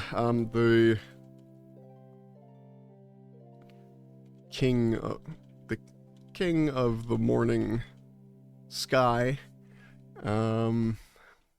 he who lights the day. Cool. He is the sun. He is a big ball of fire and plasma. Or at the very least, looks exactly that way. Very hard to look at. The Dawnbringer. Ooh, thank you. Actually, I might have already used Dawnbringer. Hold on. I gotta double check. No, I didn't. We're good. Here for a whole 30 seconds, and I love the Sparrow too much not to do this. Thank you! Thank you for the follow. Appreciate you. Katamayo Gaming. Thank you. Appreciate you. I would do a little dance if I could, but I'll give you... Hold on. Do I even remember the keybind for this anymore? No, that's not it. Nope, that's not it. No. There's my wink. It moves what I'm working on, but there's my wink. Okay. You know what? I could go into teacher mode. Hold on. And point at stuff. See over here? I use that when I'm doing like PowerPoints and things. Way back. Right, my husband is taking a long time to shit, and I need to go annoy him. Hey, oh, pinch it off. That's funny. Teacher mode. Meanwhile, just sitting student. I'm just waiting to... Nice. You're so real for that, Blue.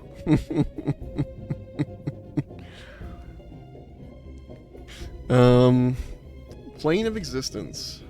Okay. Soul exists. He's part of the plane of light, technically. But his plane of existence is called...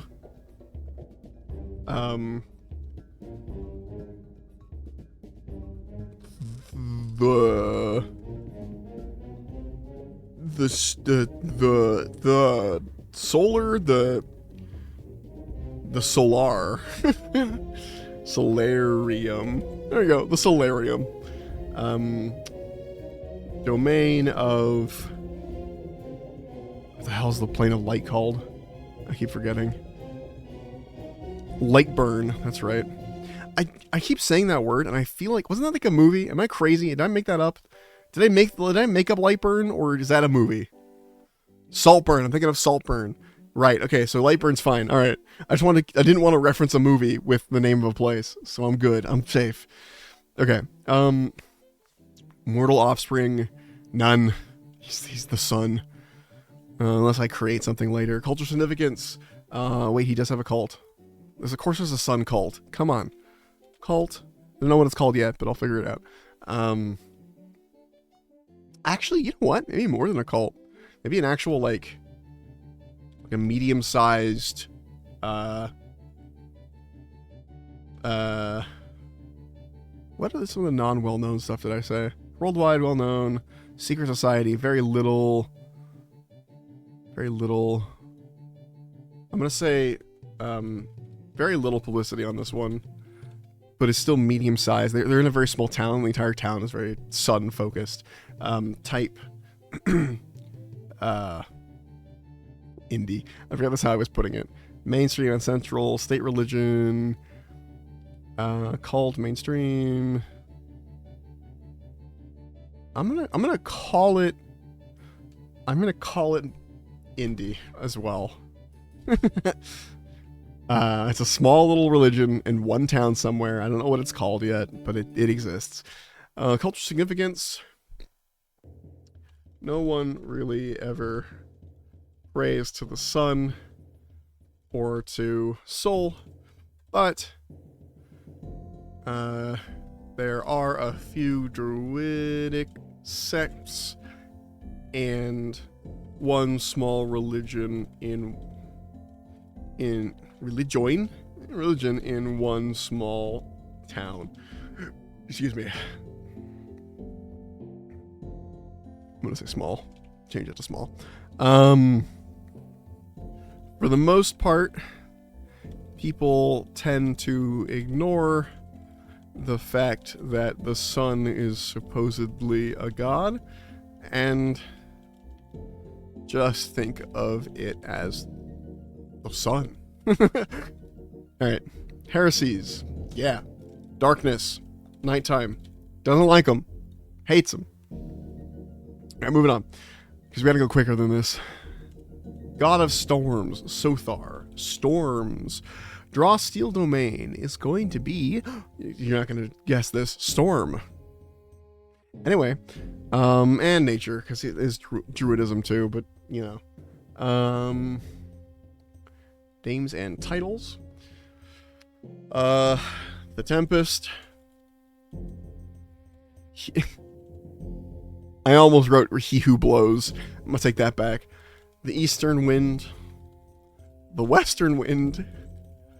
Oh wait, no, that's Zephyros already. I already did that for Zephyros. I thought I was being funny. I've already done that. The Eastern Wind, the Northern Wind, yeah. The Tempest. A crying god. As in like the rain.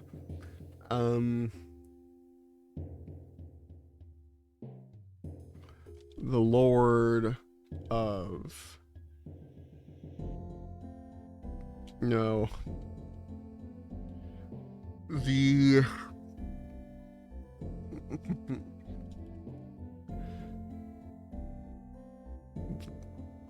The Duke of Disaster is the first... Yeah, I actually like that. The Duke of Disaster. Quick to anger. Quicker still to turn that fury into destruction. Let's see. Quick to anger, quicker still to turn that fury into destruction. He looks like a living tornado with tornado arms and legs.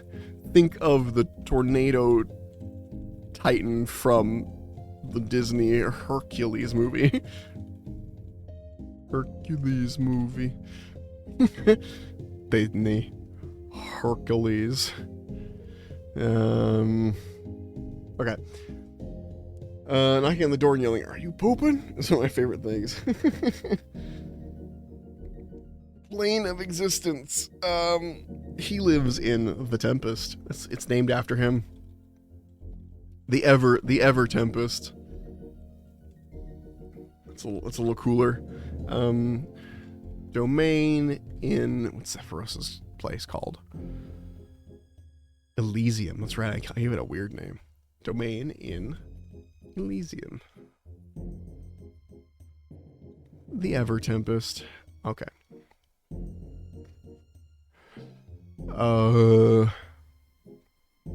Wait, did I? No, we're good. Okay. I think that's... Oh, no, Mortal Offspring.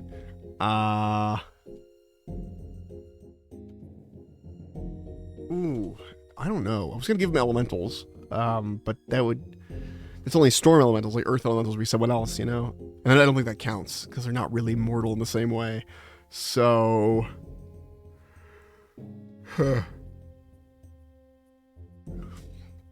I'm sure I'll create some sort of little storm creature later, so I'll put none for now. God, I am so sleepy. My cat woke me up really, really early. Mr. Beavis, Mr. Bilbo, because he was digging in trash and wouldn't leave it alone. And so I had to get up to police him to make sure he stopped digging in the trash. That was true. I have to take it out so I can sleep. Get you some energy drink, man. That's so far away.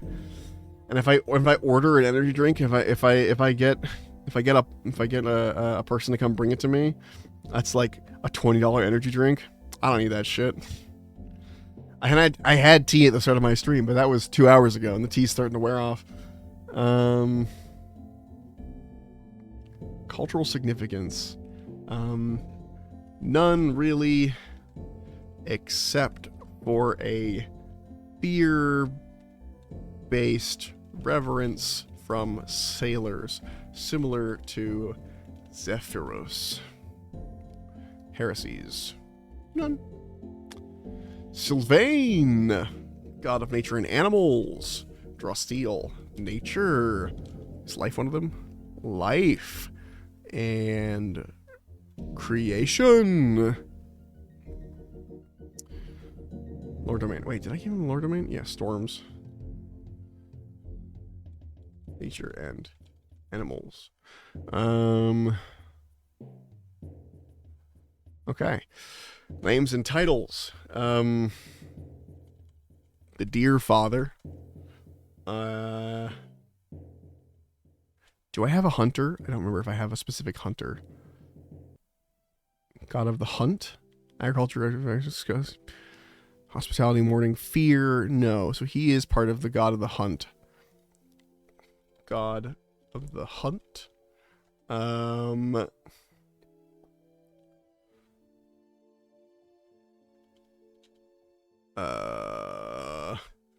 Mortal Offspring. All non-sentient animals. Yeah. Anything that completely...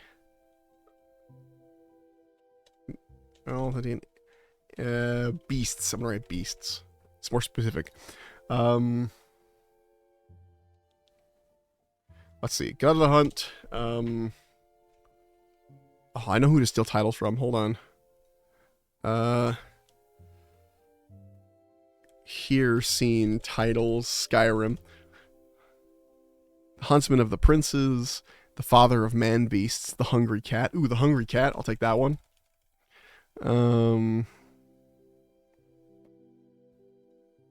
Here seen is the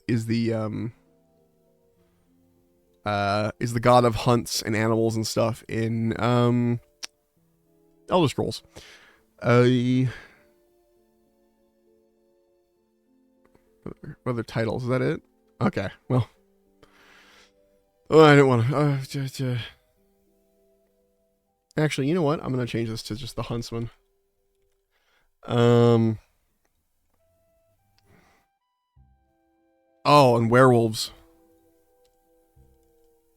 Were animals. Were people. Were beasts. Of all types. What else? Ooh. Actually, no. Beasts. All beasts. Were beasts of all types. Hold on. Isn't he one of the fathers of... No, they have a... Don't they? They have a thing. Beastkin. Zarvar, but he is born of Sylvain. Okay, so he actually does have, so Beastkin, hold on, all beasts,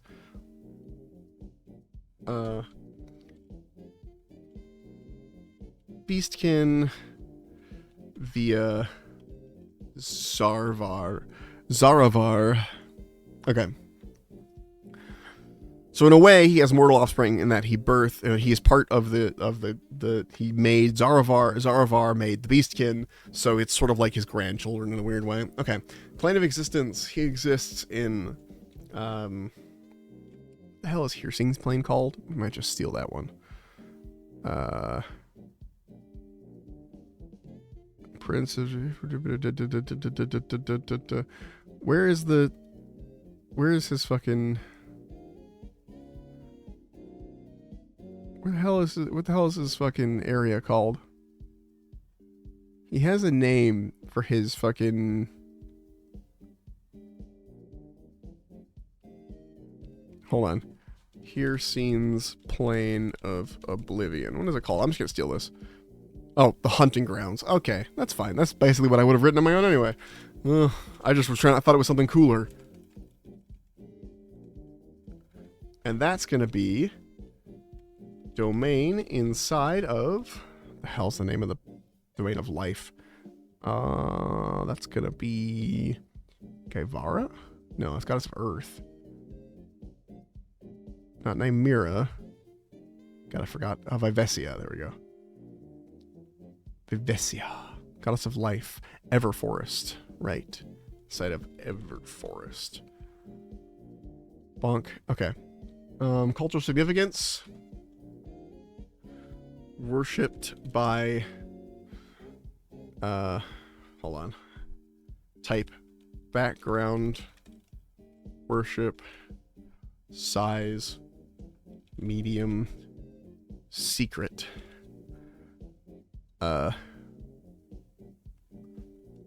We're gonna actually name this one. Order of the Fang. They are werewolves. Okay. Because I already had an idea for that one a while ago. Alright. Worshipped by a secretive order, and more generally as a god of nature. He is also mentioned when hunters of any type go out to gather food. Stretch. Alright, 1 second. Not to gather food. Alright, I do need a stretch. Hold on. It's kind of hard to do a full stretch because Bilbo is asleep in my lap, but I will do it. I will do it back. Oh. Like a spread arms. Back behind. Oh, ow. Ow, ow, ow. I went too far. Ugh. I gotta do an up. Stretch the arms out because the elbows have been bent for a while. Oh. Okay. Thank you. Whew. Good God. I am so old and creaky. Okay. Heresies. None. He doesn't give a shit. Doesn't even care about poaching. Doesn't care. Poaching is like hunting. He doesn't care about like any balance of nature or nothing like that. He's like, fucking, let's go. Animals, I put them there to hunt. Oh, appearance. A large, muscular, shirtless man. You're welcome. With the head of a deer. You know what I'm basically doing? I'm basically making Louis from Beastars, but making him, like, fucking ripped. Head of a deer. A large, muscular, shirtless man with the head of a deer.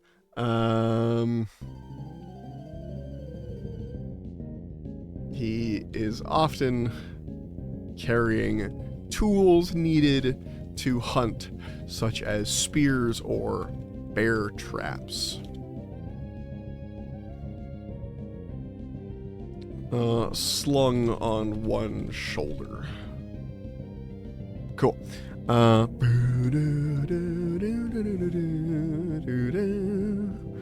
I don't want to play Pokemon Emerald again, but every time I try, it's like, this is fun, and then I don't get very far because it is still an old, yeah, I don't know. Anyway, Valeria, goddess of war and combat. War and combat. Okay, she might be one of the death gods, potentially. Oh, no, wait, no, there is a war domain. We're good. We're good. War. All we need. And protection. War and protection. I'm sure there's a religion, some sort of something. I don't know what it is right now. We'll come back to that later. The Valkyrie.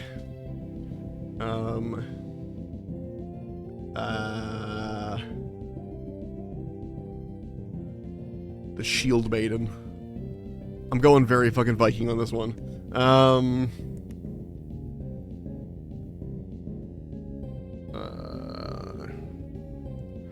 Hold on. What are some of Freya's titles? I'm basically ripping Freya off wholesale, but Freya titles.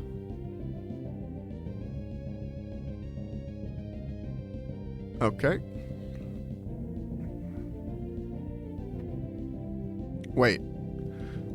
Who's the main Norse mythology main Valkyrie? I thought it was Freya. Am I wrong? Is she not a Valkyrie?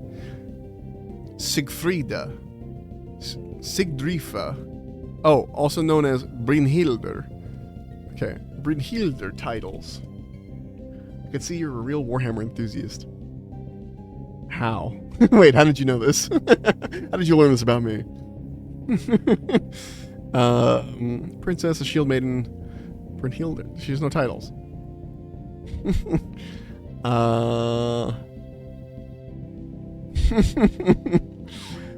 Oh, I should steal Korn's titles. Good point.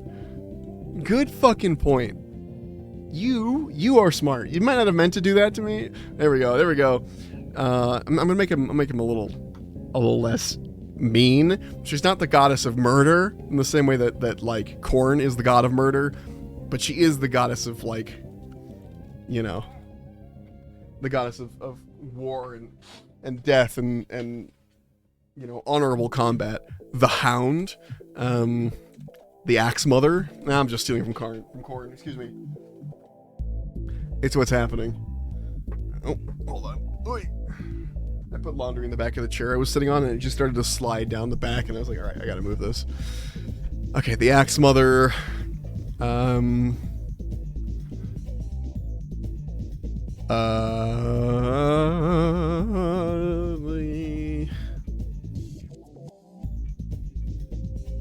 Yeah, we'll leave it at that for now.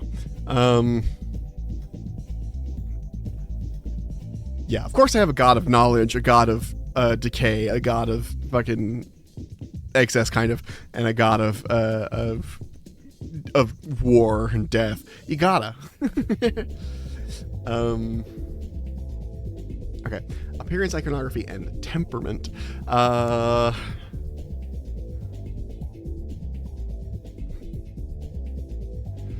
Big, a large, muscular, human-looking woman. Muscular-looking woman.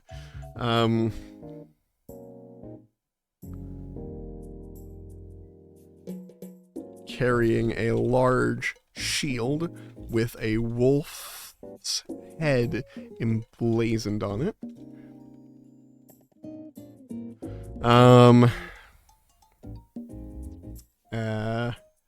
And a large, a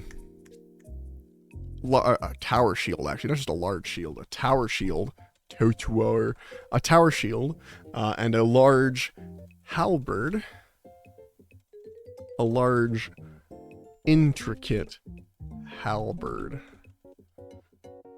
She has the strength to do both, as well as a bow slung around her back and several swords and daggers hanging from her belt.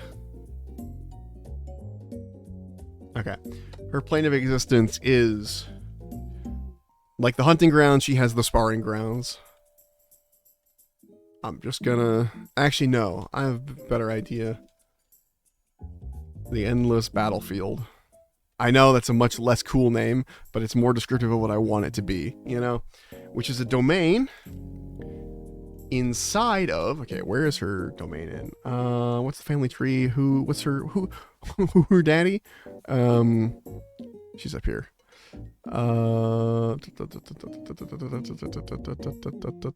Valeria is chaos and death. Okay. Yeah, so chaos and death makes war. So let's put her inside of... Let's put her inside of death. Let's put her inside of the after.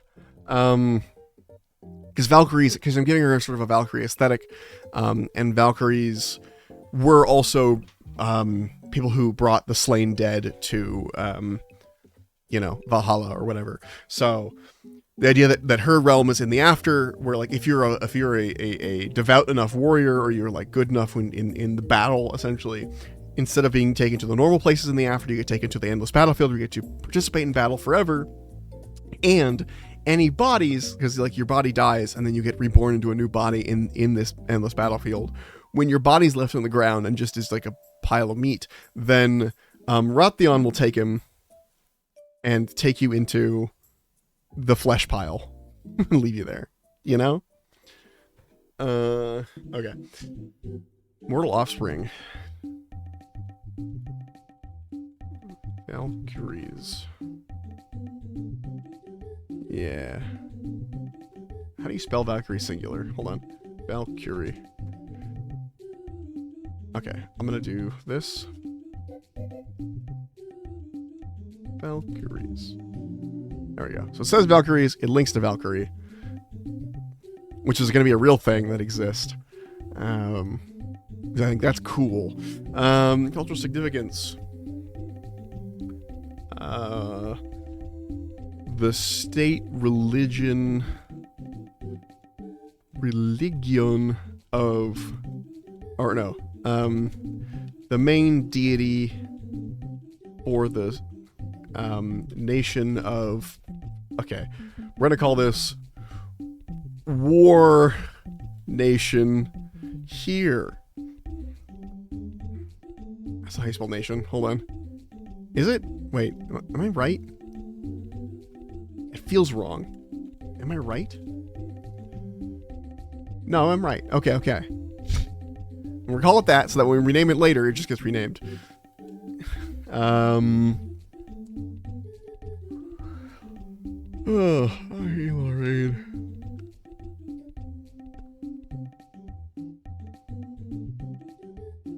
Oh yeah, okay. The main deity for the nation of War Nation here.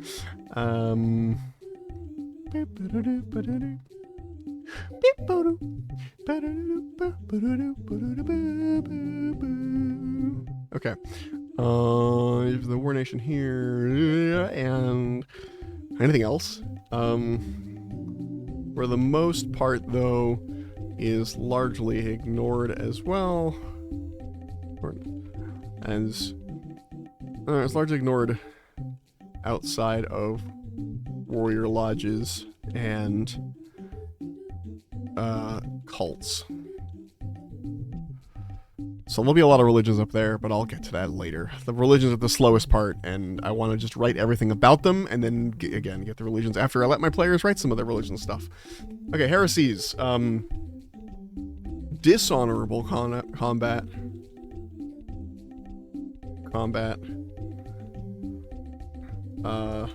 Murder in cold blood. What else? Dying of old age. She doesn't like a lot of stuff.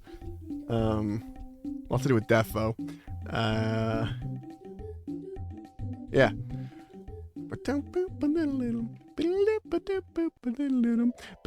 Okay. Volfair. He is the god of the forge and craftsman. I figured out how the rest of the theme works. Oh, hell yeah. Let me know. Give it to me. I need it. I need it. Okay. I'm going to give him creation while we're sitting here. And knowledge. Knowledge. And protection. Seems right to me.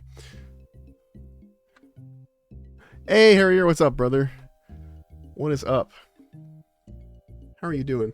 So, style settings, alternate color schemes. Okay. Style settings.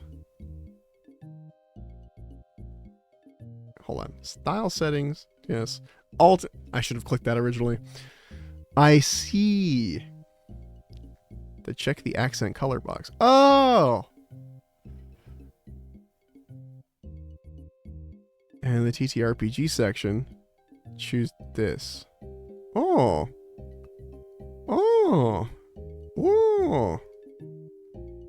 Nice. Nut. Oh yeah, thanks for the nut. Doing well, hope you're good. I'm doing good. Doing good. I actually, the other day, I'm gonna try out these themes while I'm sitting here. The other day, I popped in and I saw that you were taking a break. I was like, I haven't seen Harrier stream in a while. When is he back up? But yeah, I'm glad to see your existence. Good to hear from you. Yeah, so now if you want a different accent color, you can change it in the appearance section. Hell yeah. I do like this bright ass blue accent color though. Excellent. Perfect. Beautiful. Dark black and a bright blue. Love that combo. So 1 second.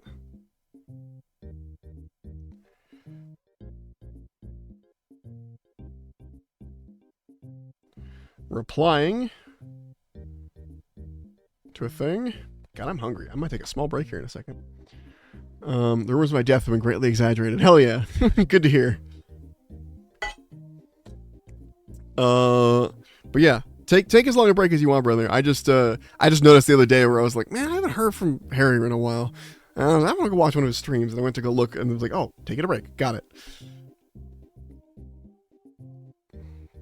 Names and titles. Okay. I'm gonna give him just Vulcan. Fuck it. I know that's a Greek god, but some people just call him Vulcan for some reason. He has a second name. Volfir and Vulcan. We're going with it. And yes, I'm spelling it like the Warhammer Vulcan. Don't at me. Okay. And we're gonna also call him the Forge Father.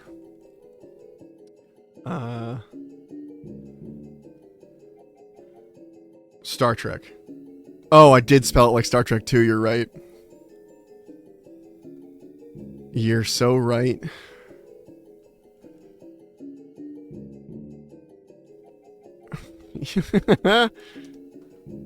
Oh no, Star Trek is with a C. Haha, I'm safe. I spelled it with a K.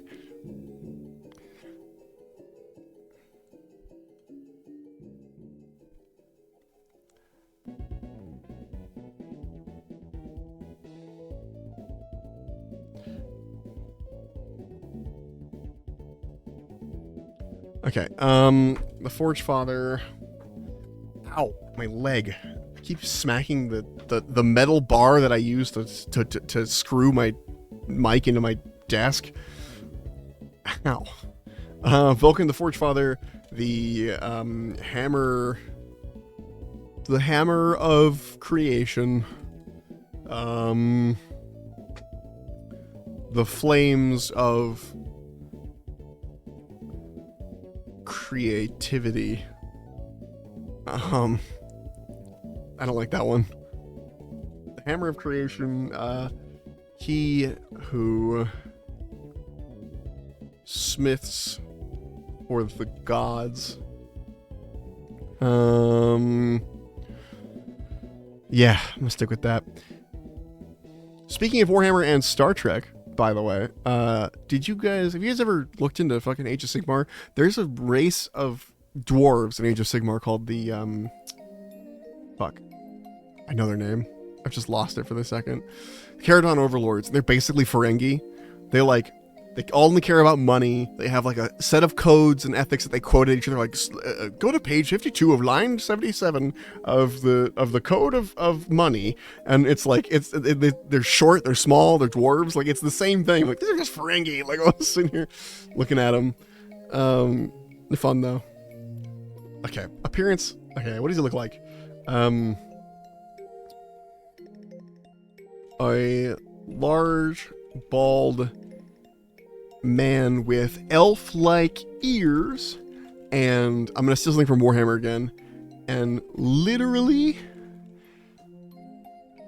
coal, like jet black, like ink black skin, like he's been charred.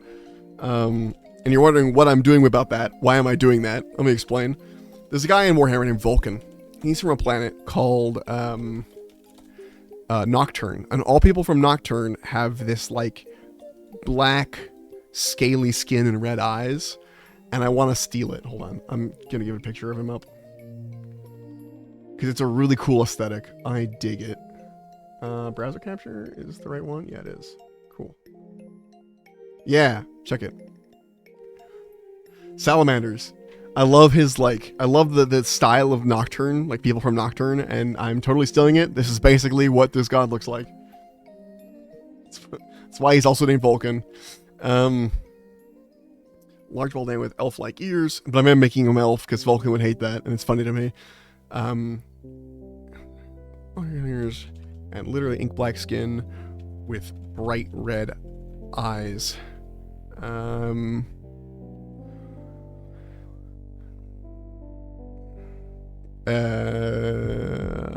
Yeah. Salamanders are cool. I like their style a lot. One of my favorite I'm gonna go on a tangent for a second. One of my favorite bits of Salamander lore, it's one of the only bits I know, is one of his brothers, I don't remember who, by the way, the Vulcan is basically a demigod in Warhammer. One of his other demigod brothers traps him in a maze, and is like his Vulcan's hammer lets him teleport places. And and the maze disables his teleportation, so he can't get out. So he has to go through the maze normally, and he spends a long time in the maze, and he barely makes it through. And he's like, hurt. He's like injured, and he's got this thing. And his brother at the end of the maze is like, "Haha, I have gotten you. What will you do now without your teleport technology? I have trapped you in this maze, and your hammer doesn't work." And Vulcan looks at him and just goes, "But it's also a hammer," and then hits him in the face with it. I love that shit. It's good. And it's really emblematic of, I think it's Perturabo that does it. I don't remember for sure. I think so. It's really emblematic of the person he hit in the face too. To be like, "Ha ha ha, I've got you." A large bald man with elf-like ears and literally, is almost always sweating and wearing his well-loved leather apron. Yeah. Plane of existence. Just calling it the Forge. The Forge. Domain inside of, I believe he's part of the God of Fire's line. Yes, he is. Yeah. So inside of, what was it, Pyreal or something like that? What did I call it? Pyreal's the name of the god. I called it Akshi. There's a lot of Warhammer in this guy right now. Don't look too closely. Warhammer has good names for things, okay? Leave me alone.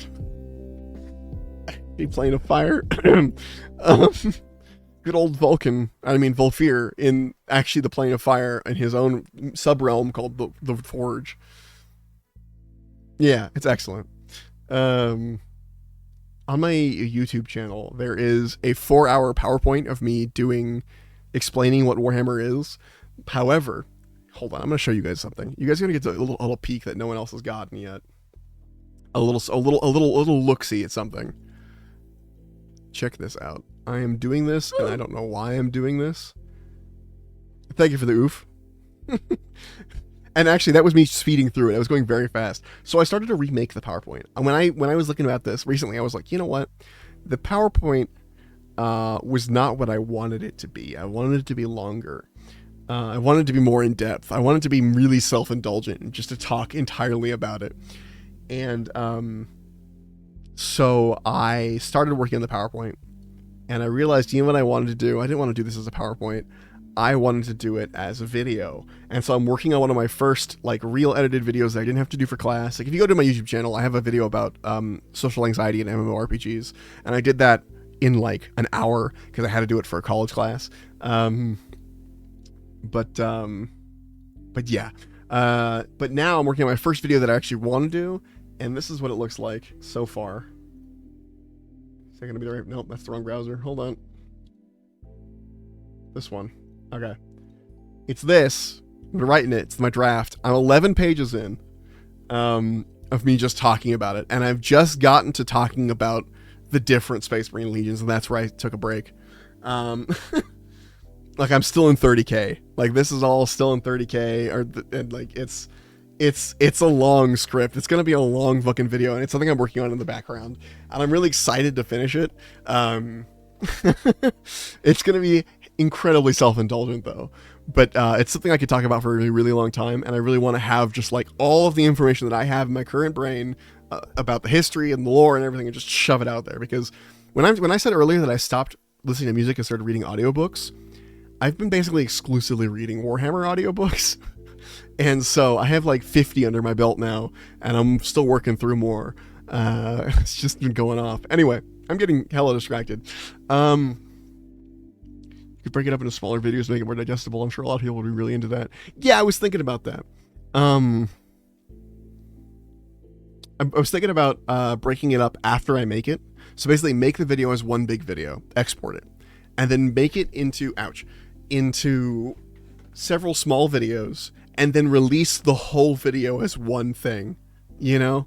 Like, make it, then break it up, and then release it as one unedited, or not one unedited, but like one large bonk. Yeah, you have content for years. Yeah, potentially. Yeah. Though, knowing me, I'd probably release it like once a week.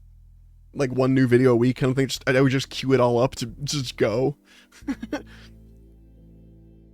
But I have to explain, like, hey, this is going to come out as a series. I've recorded all of this ahead of time. If there are corrections and changes and I don't make them, that's why. That's part of the problem. It's probably why I want to do it all as one video. But I might also just break it up and release it slowly. The point is I wanted to make a big self-indulgent thing. Okay. The more, and actually having it as one, here's the weird part.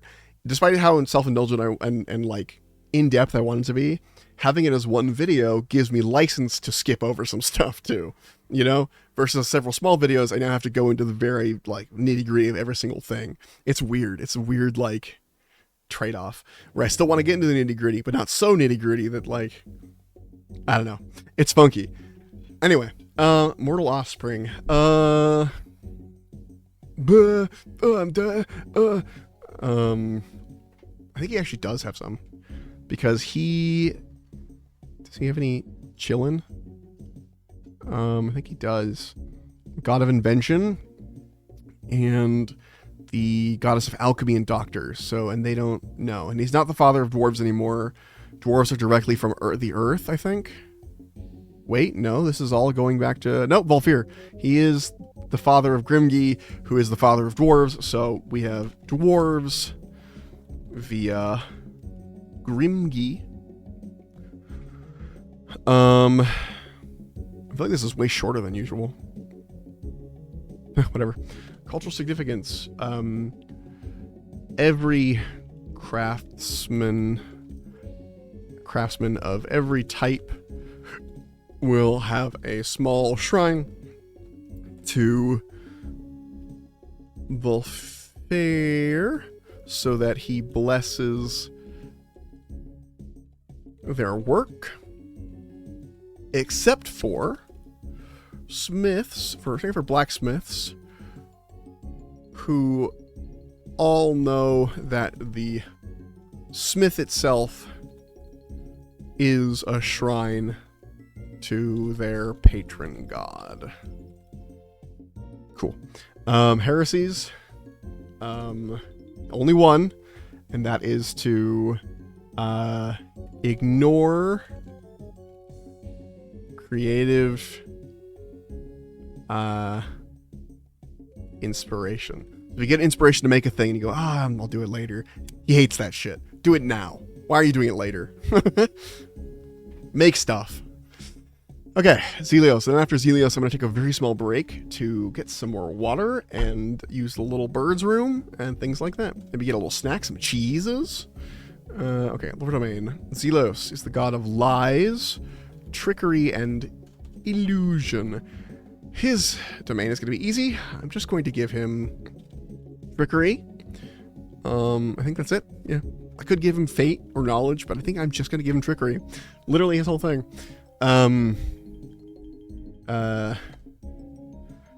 He was a god I had before. Do I still have my PDF somewhere? I might.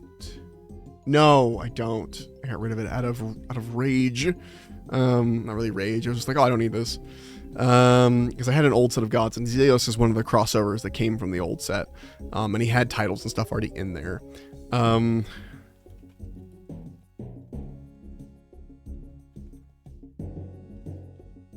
Let's see. Actually, I'm gonna search real fast. Maybe I didn't get rid of it. I'm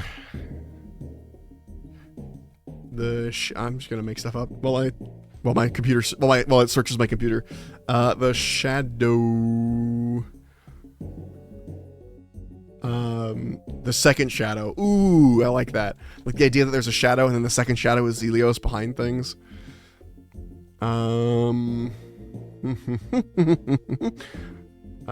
Yeah.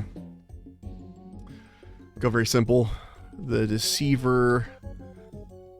The laughing one.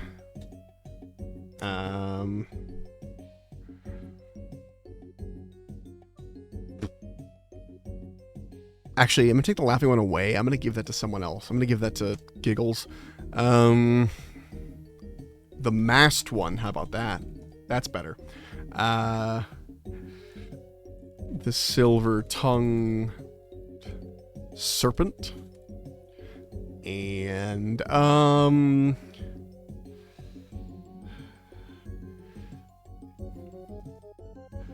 the King of Knives. I think that's a reference to something, but I don't know what. Hold on, the King of Knives. I've heard this before. It's a movie. Oh, 40k lore. Hold on. There's a question on the 40k lore. Who is the King of Knives? Apparently, I might be stealing. At the start of part 2 of Dan Abbott's The Victory, the Ghost Gaunt's Omnibus has this little poem thing. The King of Knives, the King of Knives, the Song of the King of Knives. It's just a thing. It's just a demon. Okay. It's funny as I haven't even read that book. I just happened to cross along something that was also. Anyway, I only read the first Ghost Gaunts, and I was like, it's okay. The problem is I probably could stumble on a bunch of 40k lore without realizing it, just because it's in my brain. I like the style of the way they talk about stuff, but also because there's so fucking much of it that you could say anything and stumble across it eventually. Okay. Appearance, iconography, and temperament.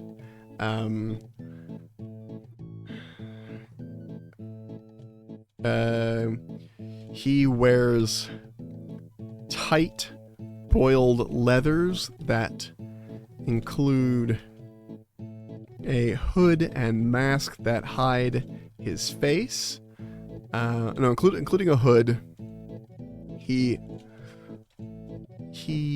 wears a mask, a golden mask that shifts into different faces constantly.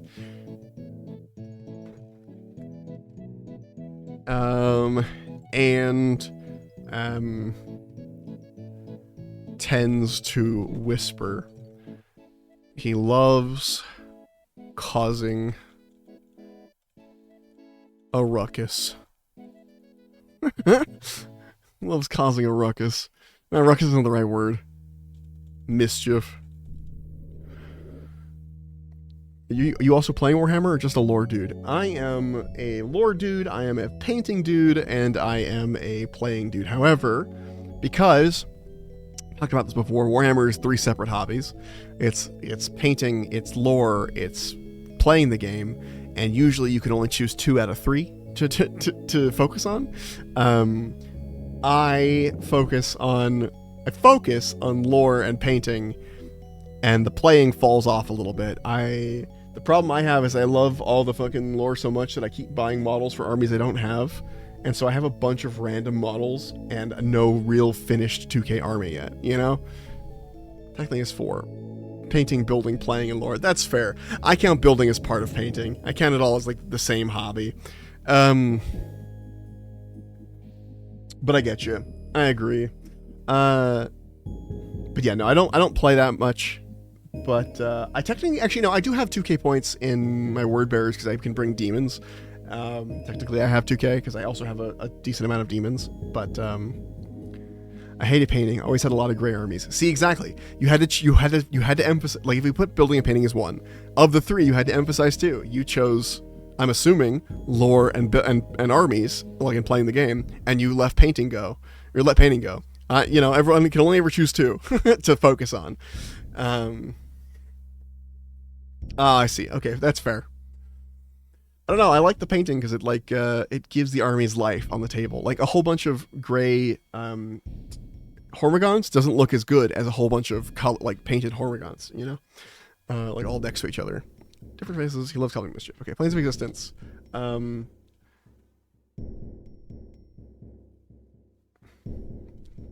Let's see. Plane of existence. Sparrow, I've been hit by the world builder disease. What's the world is like? Forgetting, like not wanting to do it, or is it like doing it too much, like going too far? What happened? Which disease is it? Because they have different prognoses. His plane of existence is being unable to avoid world building. That is a pretty big disease. Seeing someone else do it really like spurs you into action, you know?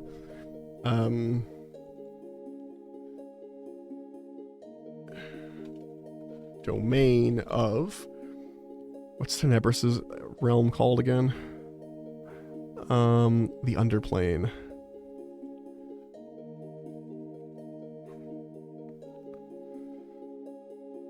Bonk. Shadow Veil exists. Look at all these uncategorized things I have to fucking... Why is this under this one? Why is it doing that? That's weird. God, I got so many things I gotta organize into the right folders. I just keep making articles and not moving them. I might make a world to fit that adventure I was working. Okay, but hear me out. If you're just doing a little adventure kind of thing, like, okay, I'm doing this because I want to run many games in this world. I want this to be the world that my games are run from for the foreseeable future. I want to be 30, I am 30, almost. What the fuck am I saying? I want to be 50 years old, running games with my wife and, like, for my kid or whatever in this same world. I want it to be consistent, you know? Maybe time has passed in the world, but I still want it to be. That's what I'm building. I'm building an evergreen world. If you're doing it for an adventure, just build it as you go. That's the best way to do it. Don't do this. This is awful. This is an awful thing to do. Let's see. It's so much work for so little payoff if you're not going to use it forever, you know? Mortal offspring. I do want something for him, but I don't know what yet. So I'm going to put yet. Cultural significance. He does have a cult. Cult. Actually, this should be under type, not size. Cult. Size. Small. Secret society. Okay. Cultural significance. Not worshipped at all. Often cursed. When someone is assassinated or otherwise inconvenienced by rogues or liars. Some rogues will, or sneaky types, will have a reverence for him, but he is far too dangerous to worship outright.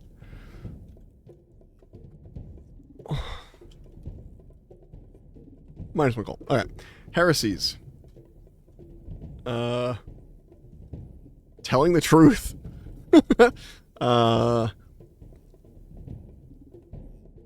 That's it. Telling the truth. That's his main one. There it is. All right. Zelos is done. We're moving on to Generation 2 of the Young Gods, which are the more specific ones. As we go down the generations, it becomes more and more specific. So up here we have, like, you know, Goddess of the Earth, God of Fire, very general things. Then down here we get, you know, God of Civilization, Goddess of Necromancy. And then further down we get, you know, the God of Invention, the God of Hospitality, Inns, Tourist Destinations, the God of Skeptics. You know, like, it's even more specific down here. And the Patron Gods, which are specifically for, literally specifically for the, like, they're the creator gods of the different races that have creator gods. So, yeah. Nod. I'm tempted to remove these, but I might keep it as, like, they're not actually, like, everyone believes they're the creator gods. They might actually just be the first of their species, essentially, of their race. I don't know. Either way, I am going to take a little break. We'll be right back in about 3 minutes. I'm going to grab a little pile of string cheese. I'm going to use the restroom. And get some water, and that shouldn't take me too long. So we'll be right back. I'll see you guys in a second.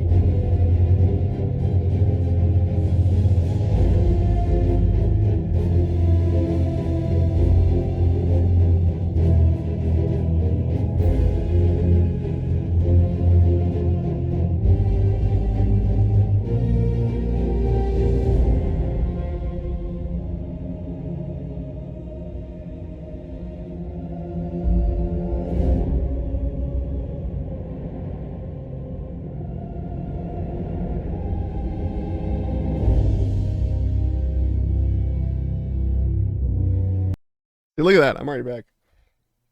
Speed. I am speed. Pocket full of cheese. Back. There we go. Pocket full of cheese. Music too loud. Alright. Put my desk into sitting mode so I can sit down for a bit. Because I've been in standing mode that whole time. Alright. Oh, microphone tried to escape again. Okay. Yo, Elden Ring, you're so loud. Please. Okay. Lord Domain. Moving on to the goddess. No, the god of invention. So you're gonna hear me chewing or eating while I'm doing this, so apologies.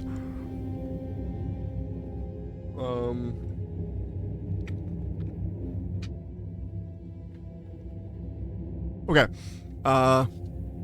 This is gonna be invention. Whoa, caps lock, when that happened. Invention. This is gonna be creation, I think. I'm starting to memorize these fucking domains at this point.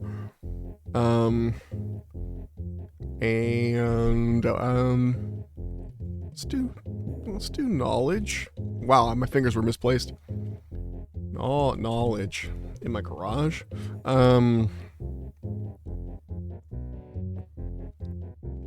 I think that's it.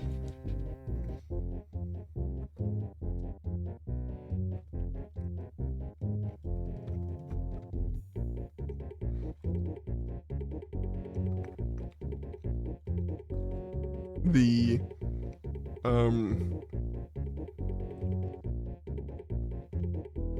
oh, I already know the appearance. Hold on.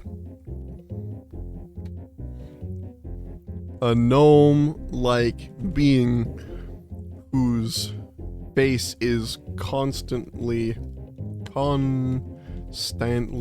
covered in soot with big comical goggles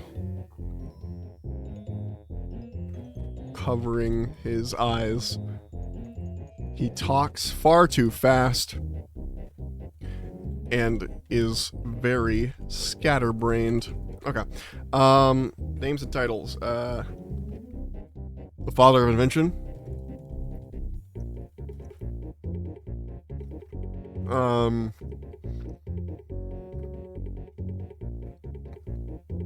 Ooh, this will be funny. One of his names is Eureka. Literally, when people shout that, they're like praising the god of invention when they've come up with something. See, I like taking real world things and giving them a reason to still exist in these worlds so people can say that kind of stuff. Like, say phrases that we know and love in our world, and they still make sense, you know? They might not know they make sense, but they make sense. Alright.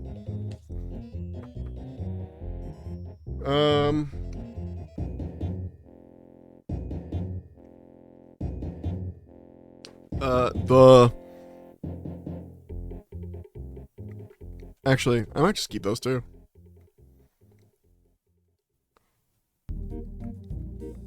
Yeah, keeping it. Alright. Plane of existence. The workshop. The whirl. The workshop. Domain inside of. Alright. God of invention. It's down here. Aetherin. He is the child of Iridion, and who's this over here? And the god of the forge. So he could either go into fire, metal,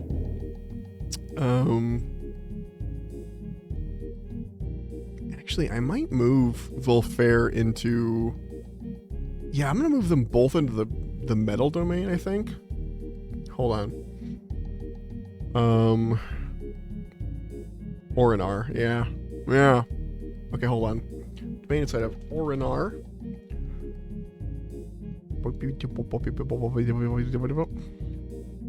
And then we go back to Volfair real fast. Volfair.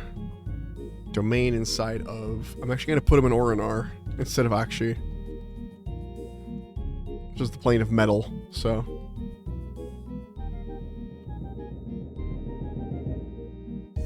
Okay. Mortal offspring. I think? No. None.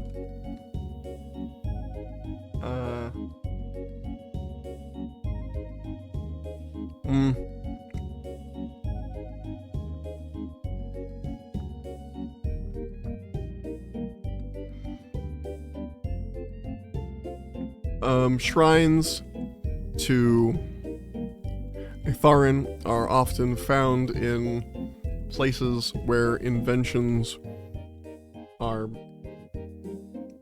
thought up, where lots of inventing happens. That's a better way to say that. But he is also incidentally praised with the phrase Eureka! Eureka! When someone discovers something. Many have forgotten that Eureka is one of his alternate names.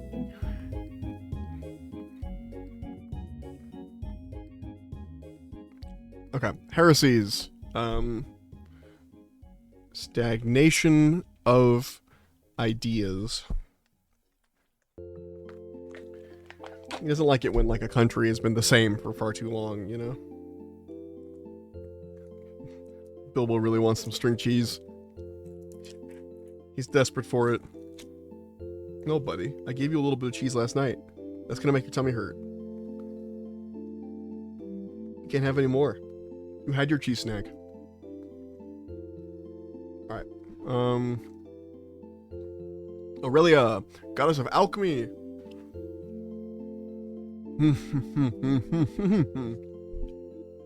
Alchemy and doctors.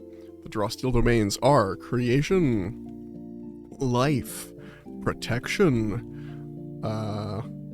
knowledge.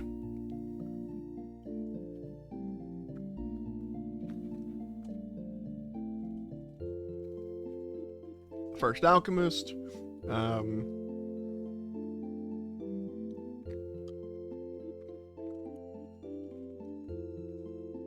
Doctors of the gods, though they don't really need a doctor, but you know.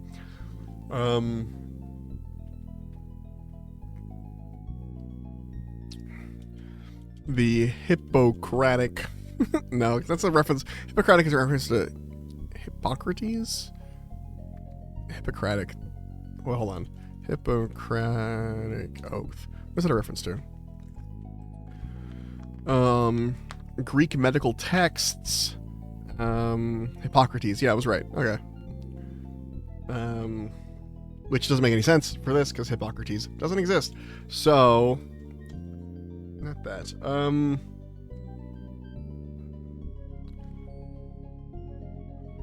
First alchemist, doctor to the gods.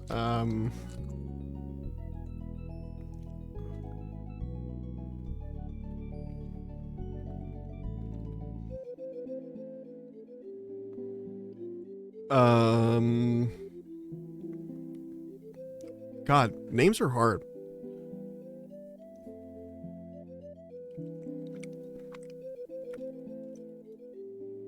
The Great Physician, thank you. I couldn't remember the word for physician. I was like, there's a fancier way to say doctor. I will always take suggestions. As long as you're cool with me stealing them.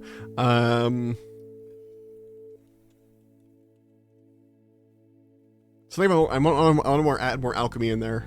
I want at least one more alchemy title.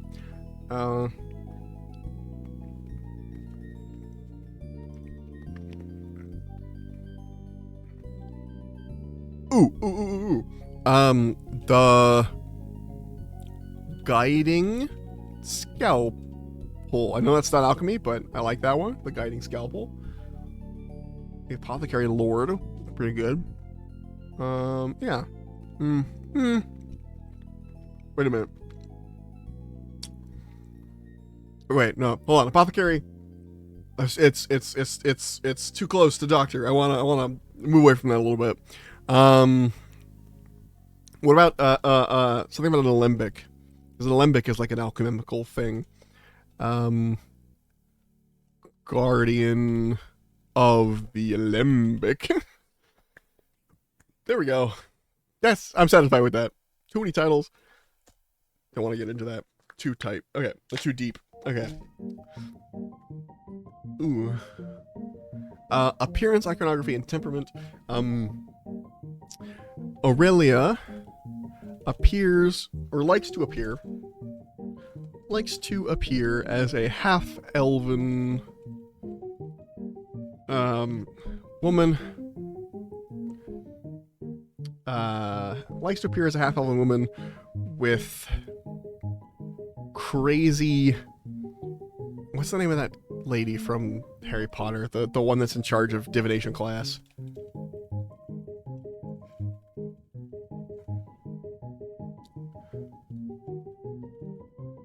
How's her name?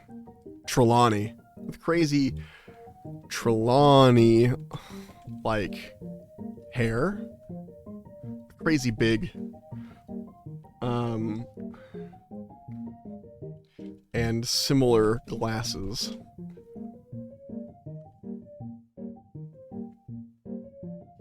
Yeah. Yeah.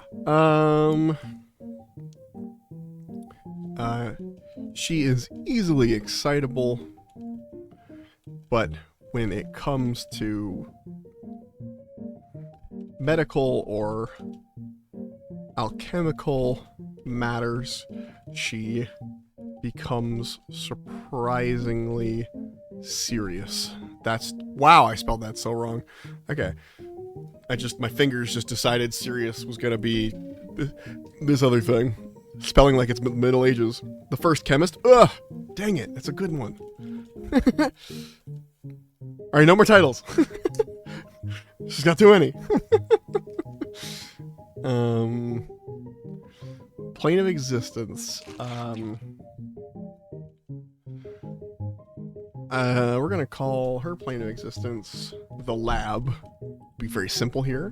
And it's going to be part of domain inside of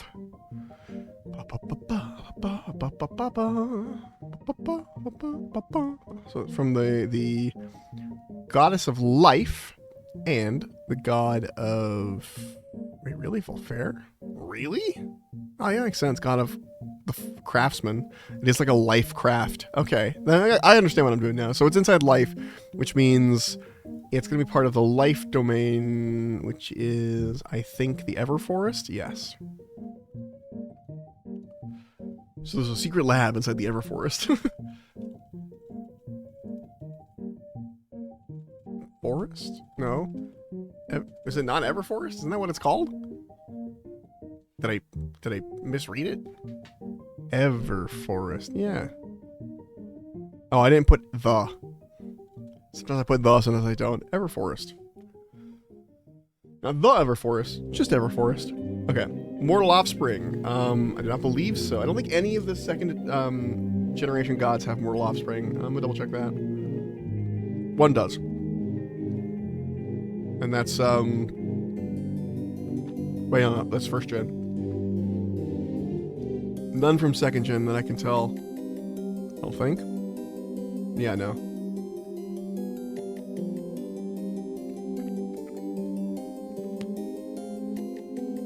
Yeah, we're good. Alright. We're getting so close.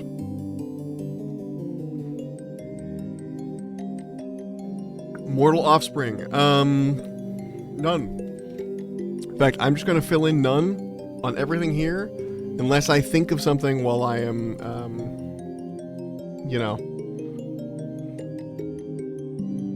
Because it's possible that I'll think of something while I, oh, actually, she does have mortal offspring. Bugs and various other detritivores. That's not how you spell that, I don't think. Is it? Did I get it right? Hold on. No. It just doesn't know the word, so it can't correct me. Okay. None. None. Alright.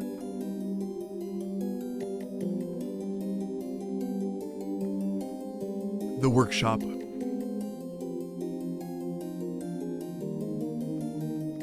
And the lab. Cultural significance. Mentioned often by alchemists, doctors, and apothecaries.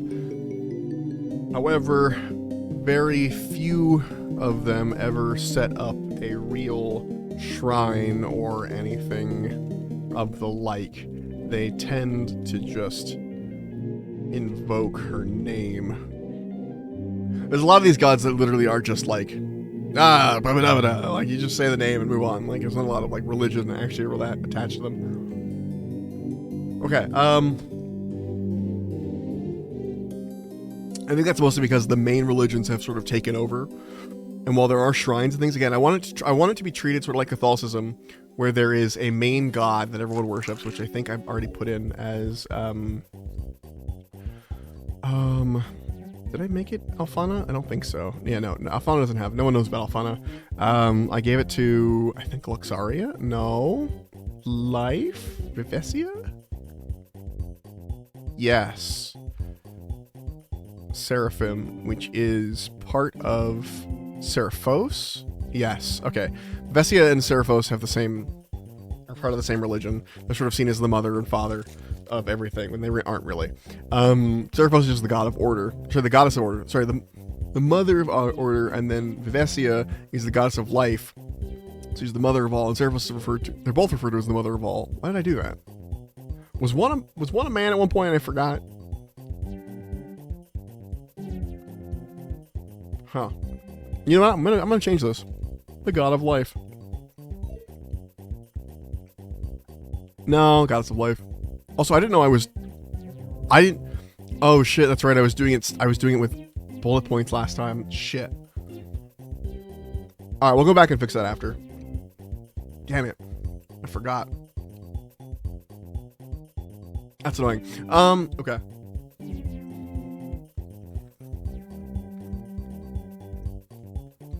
Heresies. None. Okay, I'm gonna go back and fix this. This is gonna annoy me. I'm gonna steal, okay, hold on. Appearance. Iconography. Temperament. I knew there was a reason I was doing shit different. I knew I was doing something differently. Okay, it's all like that. Okay, we're going in. That's how you spell temperament. We're going in and we're gonna paste all this in. And we're gonna fix it. Okay, I did it for Amorion, and then as soon as I hit Civitas, I forgot. As soon as I started the stream, all thoughts went out the window. Okay. Faceless. Okay, that all goes under. Shit, I want to move this. Oh, I can move it without copying it. Oh, yes. Excellent. Okay. Iconography.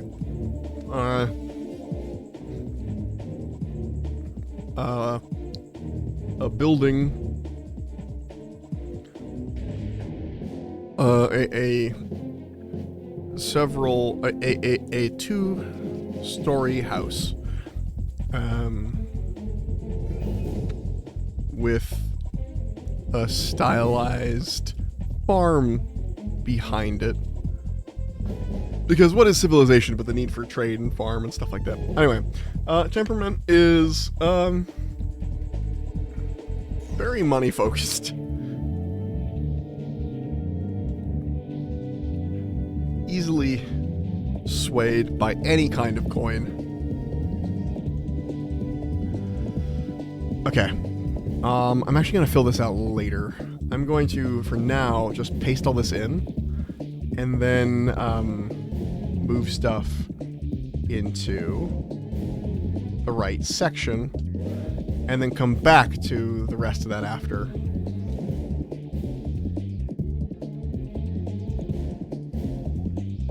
because most of this is appearance. I'm gonna have to break this up, but yeah. Necrosar.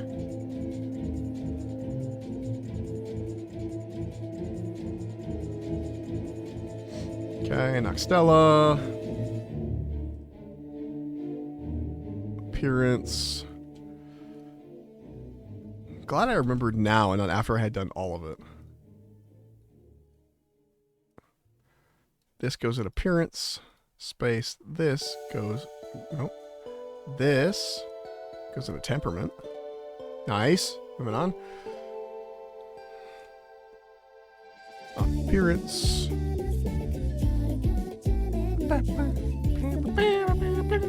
Okay. This is why it was weird. It felt like I didn't have room, or I didn't know when to do what thing and how to make it flow nicely. Because I wasn't making it flow nicely. I was using bullet points, which is how you avoid flow. You know? That's how you do it. If you ever need to talk about a thing and you need to avoid having it flow nicely, bullet points. No longer needs to flow anymore.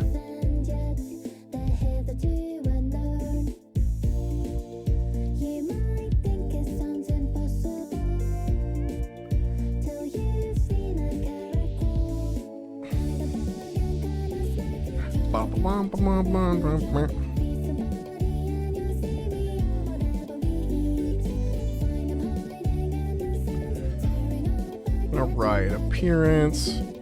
Cool. We're almost there. This was a quick little fix for now. Damn it.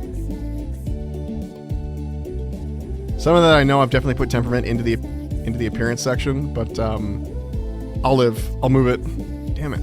I keep doing that. Alright. We're almost there. We're almost back. We're almost back, baby.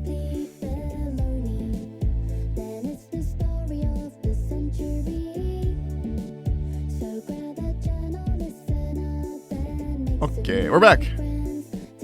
Cool. I'm just gonna paste this into every single other one so I don't forget.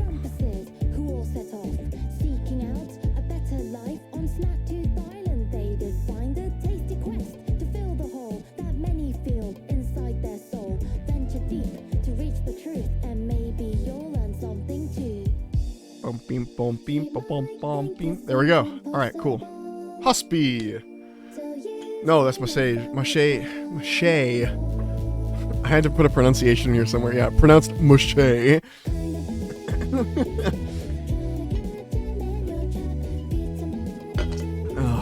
second. Piss off. Alright.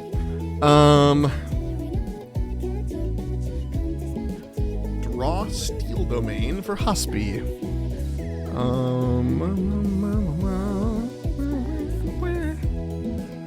Let's do protection, because it's part of it, like hospitality.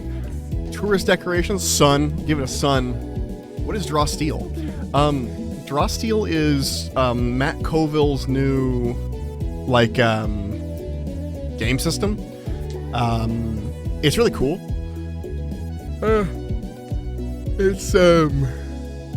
It's sort of like heroic fantasy kind of thing. It's interesting. It's not fully out yet, but I have the PDF that has like basically all of it it's like it's not formatted. They're still working on formatting it nicely and making it look pretty with art. And at the moment I have just the PDF of the raw information. And I'm planning on running the first game of this in Draw Steel to give that a go because it seems really fun. And if it's not fun, then I'll go back to D&D and I'll just put all the domains in for these guys for D&D, you know? But it seems interesting. It's got some interesting stuff in it. Here, let's see if I can find a video of. I wonder if there's. I'm curious if there's a video of someone talking about its like positives and negatives. Hold on.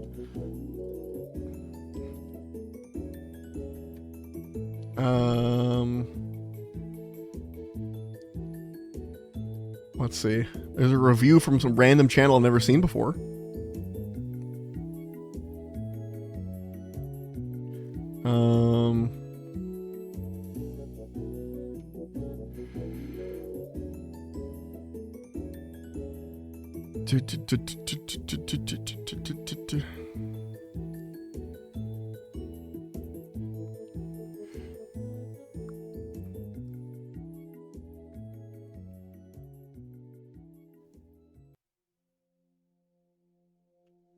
Here's a review. I haven't seen this video. I don't know who this person is, but there's a review of it. It's 20 minutes. I'm gonna watch this later. I was just reading the comments of the video. I wasn't actually watching it. I have no idea if that's any good. There's also videos about it on his actual like YouTube channel and stuff. But obviously those are going to be biased. So I think that one of the things that they changed, that they mentioned changing in the most recent update, was that they were like, oh, we want to make it less DM heavy, what they call the director, less director heavy, and give you some stuff that you, so make it so you don't have to think about so much at once, because it is really director heavy. Okay. Protection, sun. Also, I think it's winter still, but I think a mosquito got my fucking ankle. The bastard. It's so itchy. Okay.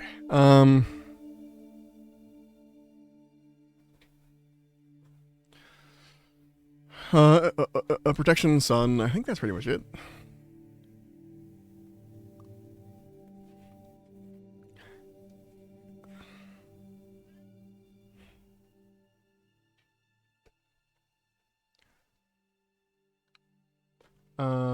Names and titles.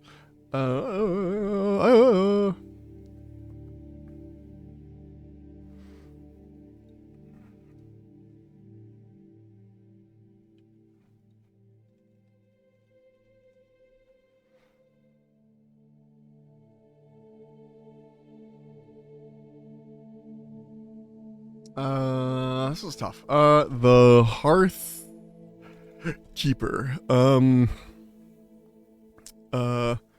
The Eternal Host. The Innkeeper Divine. What else do I have? The Ale Bringer. Ooh, Lord of Open Doors. Hell yeah. That actually came out alright. Appearance. He looks like a standard, old, like middle-aged, haggard human barkeep or innkeeper. Sometimes he takes the form of both the innkeeper and his wife. Cultural significance, I already thought of something. Not widely worshipped outside of small shrines at inns and hotels. However, it is said that some inns are run by hospi directly, and thus you should always tip your innkeeper in case he is a god. Okay. Hi. What's up, Matthews. I got it. I figured it out. I can read. What's up, brother? Sometimes it takes the form of both innkeeper and his wife. Whatever my name is. Whoever you are. Hello. How's it going? His iconography is of a plate of breakfast. Just a plate of breakfast. That's his icon. That's his symbol. How are your gods going? Good. I'm deep in the list. I'm almost done. I'm on generation 2. We're getting to the really specific ones. I'm on the god of hospitality right now. Temperament. Very cool. Very cool guy. Very chill.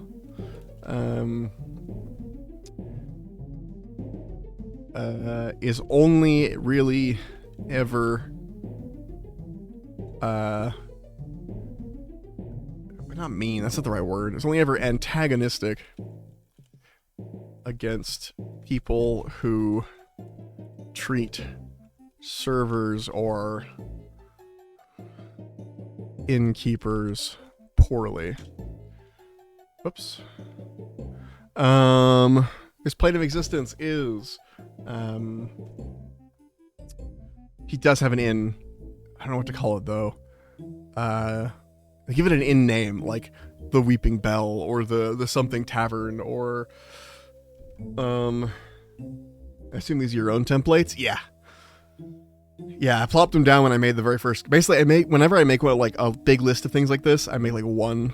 There got so many tenants or just heresies. Their tenants are mainly like, I didn't write their tenants down. I probably should.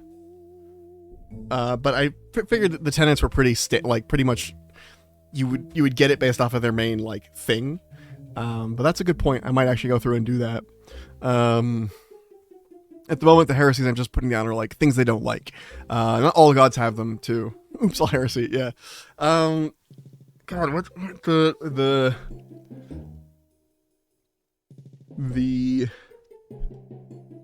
Bat Duckling. That's the name of his inn. And it's a domain inside of, let's see, he's a child of, let's see, Imperial, the god of fire, and the god of civilization. The god of civilization is in the realm of order and water. Let's give him a domain inside of, let's put his domain in order, so it would be in Sarakine. Like, all the way up. All the way up to his granddad. Like, I have conceptual enemies instead of heresy for my gods. So basically, what are anathema to them? Yeah, that's basically what I mean by heresies. It's more like, what is something they don't like? And not all of them have them. Like, the goddess of alchemy and doctors doesn't really have a thing they don't like. It's whatever. But, you know, the god of lies, he hates people who tell the truth. You know, that's a heresy to him, is telling the truth. That kind of thing. And I figured by learning that they're the god of lies, you understand that they like lying and they like deceptions and things like that. They don't really have tenets exactly, because not all of them have organized religion exactly. I mentioned it earlier that I'm doing it very Catholic adjacent, where there is a main god and goddess that everyone worships, and that's the god of order and the goddess of life. And vampires, plague spreading, maybe. It's possible that they don't like those things, but I don't know. Vampires can be useful. They can be used for ingredients, you know, that kind of thing. Plague, maybe. They might not like plague. You might have a good point there. But to me, heresies are something that you can do intentionally. I guess you can intentionally spread plague, but I feel like that's so rare that it doesn't need to be written down, you know? But I totally get you. I might actually think harder on the doctor one, actually, specifically. But yeah, what was I talking about? Before that, the god of, I forgot, doesn't matter. Heresies for Hospi, being unkind to service workers. Hates that shit. Be so mad at you. Successfully derail a world building stream. Oh, I'm so derailable. I am constantly derailable. I went on I started talking about Warhammer lore earlier. I'm so derailable. Okay. Okay. Lore domain for Moshe. I'm never gonna remember how to pronounce that right. His lore domain is skeptics. Heresies, I already know. People who take things for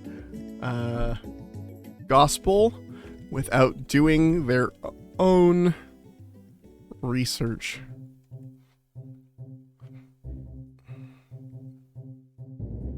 It's the god of skeptics.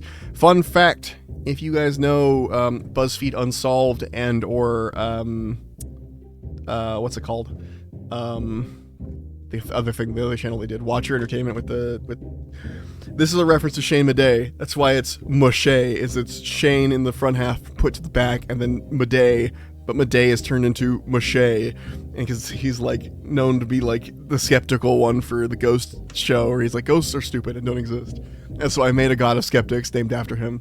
Because the idea of a god of skeptics is hilarious to me.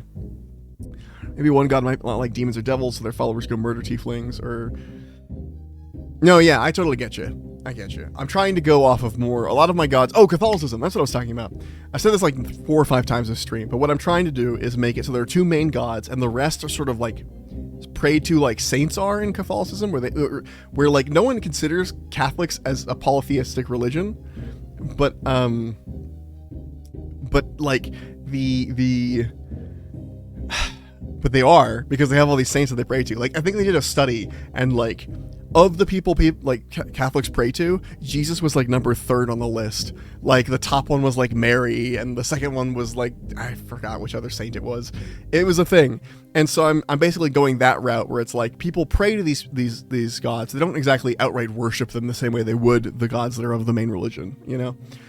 Backing up. Watch this. Do you like Alpha Legion? Yeah, I love Alpha Legion. They're super fucking cool. I love their bullshit, and I love how like there was a book recently where, I don't know if for the first 5 seconds you read about them completely dissolves into her my secrecy. That's what we're doing, not even us. Yeah, no, that's excellently compelling, Blue. Listen, okay, hear me out.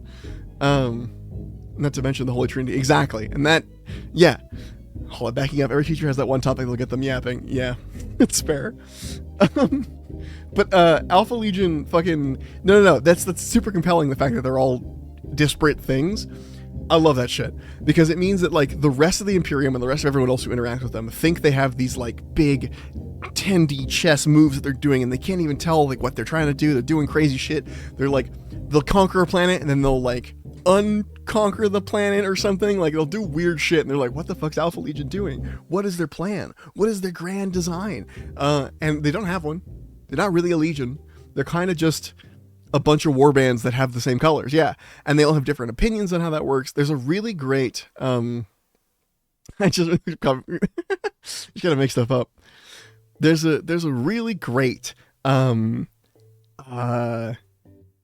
bit of book where, like, so the Alpha Legion used to do this thing where they would make them so they would genetically change themselves to look like Alfarius, their Primarch. And they would say, when people would ask, like, who are you? They'd say, I am Alfarius. It was a thing they did. It's very I am Spartacus, you know? And they stopped doing it once they sort of split off from the Imperium, mostly. There are some that still say it. And there was a part in a book I was reading recently where they're in a big council of Alpha Legion people. And one dude walks up and is like, it's like, I am Alfarius, and everyone in the council's like, no, you're not, sit down, shut up. Like, they get real mad at him. It's really fucking funny. Anyway, backing up to the rest of the chat, I got distracted. Literally just looked up Warhammer hot takes. Yeah, it was a good hot take. It's wrong too. It was a Warhammer wrong take is what you got. You're just gonna make stuff up. Okay, which one is your most batshit insane god? That would be my goddess of fate and insanity. She's insane because she's the goddess of fate. Where is she? Melthara.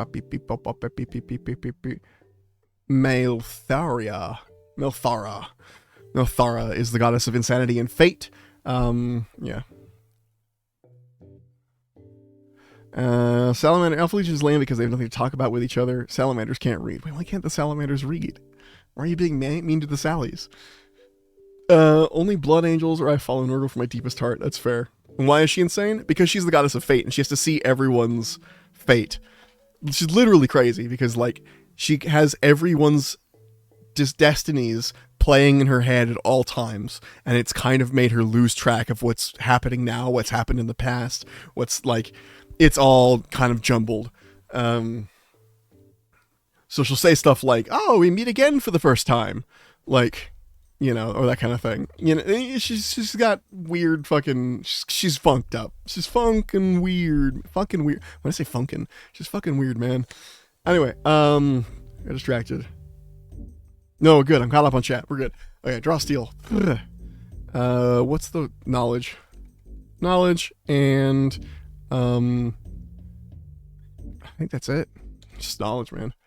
Okay, at least not make their followers. No, just make her followers do stupid shit. She doesn't really have followers. I think she has like one cult, and the cult is leaning on the fate part, I think. But they also go a little insane trying to learn everyone's fate. It's sort of the fate of people who try and learn everyone's fate to lose your mind a little bit. So, yeah. What does he look like? help me describe this man. Hold on. I want the god to look like this. I have no idea how to describe a real person. I can only describe unreal people. I can only describe, like, oh, she has a dice for a head and things like that. Hold on. This is a straight up reference. Hold on, I'm getting a picture right now. I want this god to look like this person. How do I describe this man? A generic looking white human with brown medium length hair. An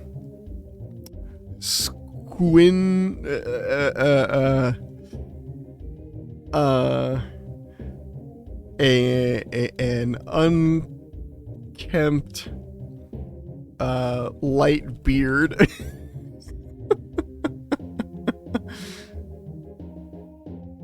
And a hat made of metal.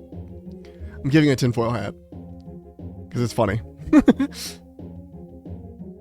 Why did I look up to see Shay? Because I'm making Moshe the god of skeptics. I want him to look like him. That's a good point. I could have put the picture in there. See Shane Madej. How do you fucking say his last name? I know how to say it. Madej. It's just Madej. Why am I struggling? I turned away for 5 minutes. Look, Moshe has been in here since the beginning of all the other gods. Leave me alone. Iconography. God of skepticism. Yeah. His symbol is a simple face with an eyebrow raised and a question mark. I could just do question. You know what? Actually, question mark is better. I just like the idea of it being like the fucking... Hold on. Hold on. I was basically making a think emoji as like the fucking... The main... its main iconography. Hold on. It can't just be a question mark. What's up? This one. This is what I was thinking about, like, and there's like a question mark coming out of it.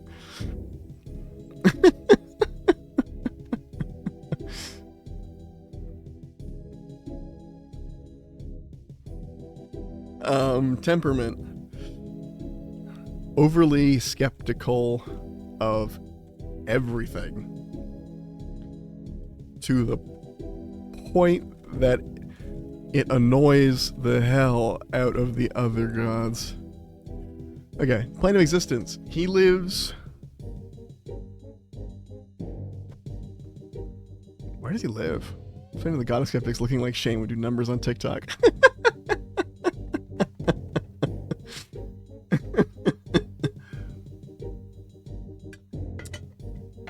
Maybe.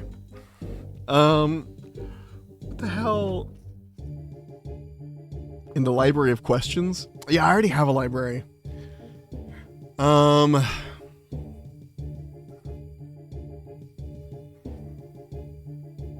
Do I have it? Hold on.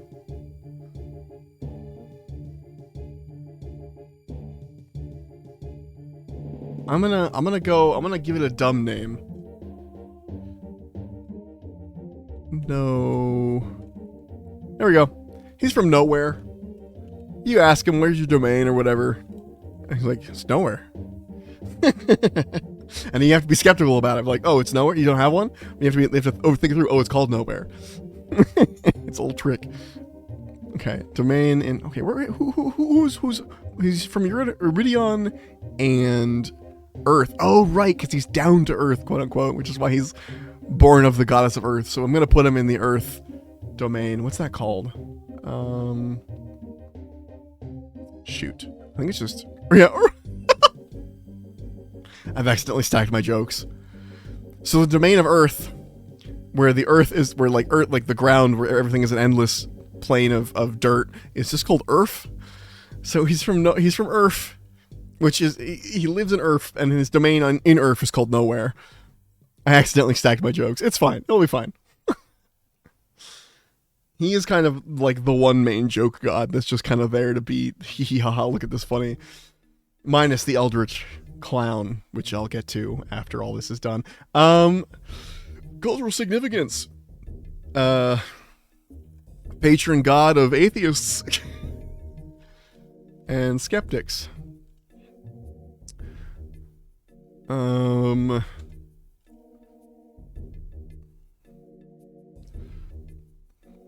Mostly seen as a joke. I think I'm gonna say, like, even in universe, he's mostly seen as a joke. Like, you're about as useful as Mache, like the god of skeptics, you know. It's a joke.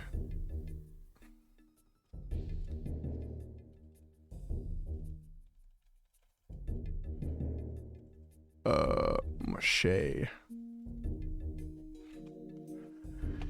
Okay. Not really worshipped at all. Okay.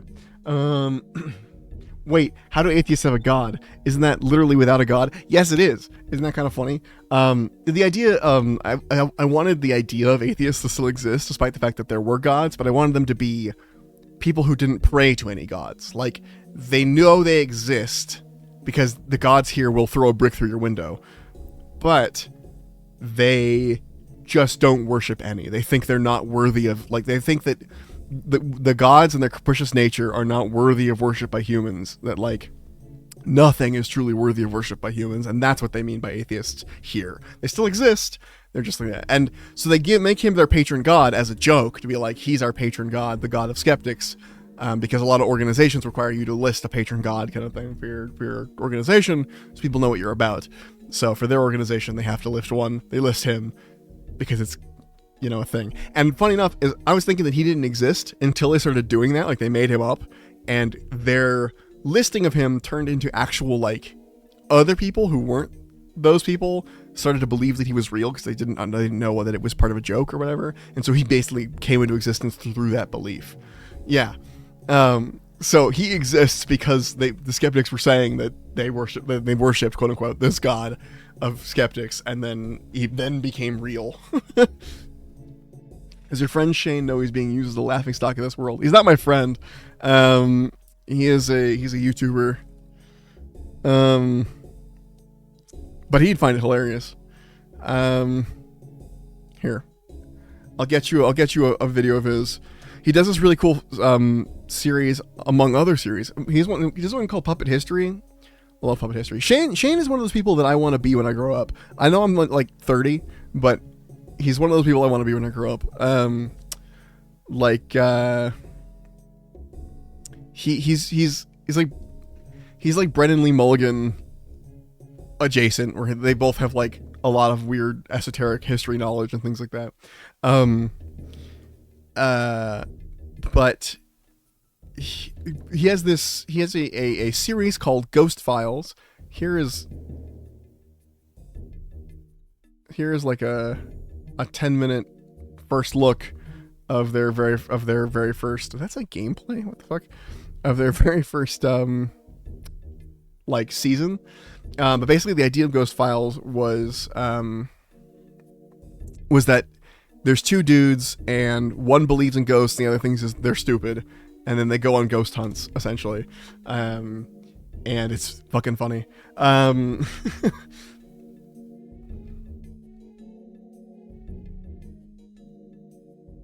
Is he skeptical at his own existence? Yeah. Or at least he claims to be. Who knows if he actually is.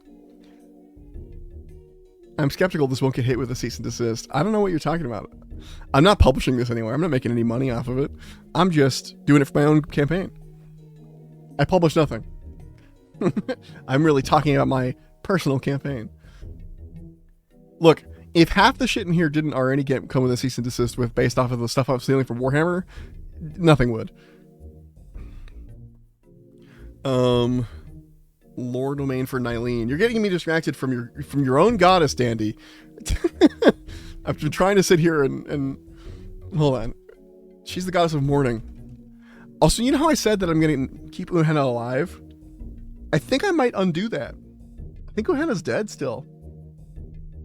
I like it. I like there being one dead god, you know? I I think it's neat. And she's still able to be worshipped because she's got her energy out in the world. Like she basically shattered into energy, and that's how she died, quote unquote. Why is she in mourning? Because her wife died, Uhanna, and she didn't get the closure with the funeral and stuff that she needed, and so she provides. So she's the goddess of mourning and funerals and stuff like that. Funerals. I'm gonna write and funerals. Like funerary practices. She's one of the few gods that are getting the death domain as part of their thing. She's also getting life, because sometimes mourning is about celebrating life. And she's just not getting enough sweets, I guess. And let's see, death, life, and love. Because part of the reason that she has the mourning is the love for her wife, who is fucking dead. Yeah.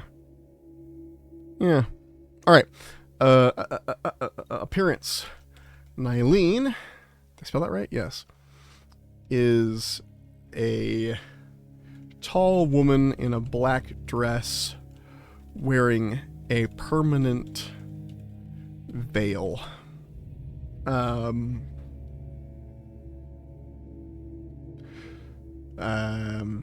She always sounds like her voice always sounds like she just finished crying. Why did the wife die? I don't know yet. I don't have an answer to that yet. I did have an answer at the time when I first made these two gods, but in a different thing that I gave up on. Because these are Nylene and Uhanna are transfers from another game, which is why their names aren't in Latin. So I am, yeah. So her, like, the reason for Uhanna's death is still unknown to me, and I'll figure that out eventually. I think most of the world doesn't even know that she's dead. That would be interesting, actually. Like, most of the world isn't aware that Uhanna is dead, and that's why Nylene exists. They just know that they both exist. But Uhanna's been dead the whole time, basically. What the fuck was that? Metopia. Going too hard on your music, man. Okay. Iconography is a veil over a skull. That's her main iconography. There are other iconographies. There is a smaller religion of some kind. Monastic order that exists. It's I don't want to say medium sized, but the rest of it I don't know about, because a player of mine is writing about that, and I'm letting them write it all out for them. And if this changes, it's not a monastic order or it's a different size, I'll change it. That's just what I'm putting in to remember that I'm doing that later. Temperament is wildly pessimistic about stuff. I don't know why they're pessimistic about stuff, but will happily go into some other stuff, but is quite happy, but seems happy when helping others through their grief. What kind of sacrifices does Nylene take? Not really any. I mean, I'm sure you could. No, yeah. She's not a sacrifice kind of god. You've already sacrificed enough. You've lost a loved one, you know?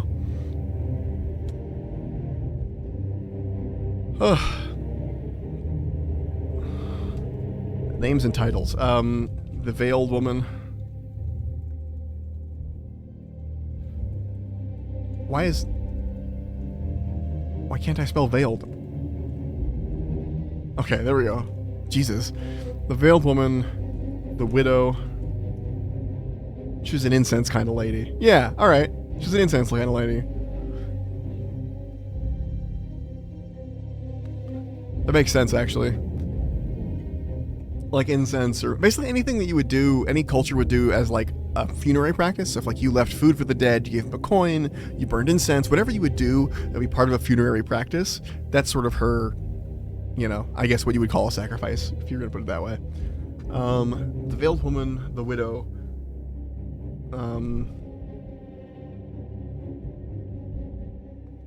Gravekeeper.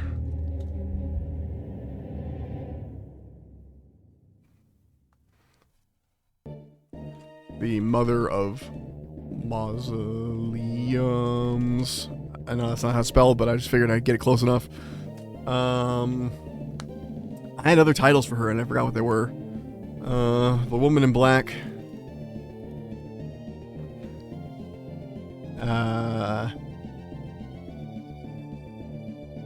Yeah. That's pretty much it. In my original iteration, she was also Death, but I walked that back and I wanted Death to be his own character. Plane of Existence. The Graveyard. Domain. Inside. I'm gonna go Big Catholic Mary Magdalene Skull Relic Energy on my cleric if you let me. Go for it. Hell yeah. By the way, if you guys haven't guessed, Dandy's one of my players. Is the one who's writing about the religion stuff. Yeah, tell me when you're done with it. Hand it my way, and you'll get a whole little article in here for me, so I can like reference back to it.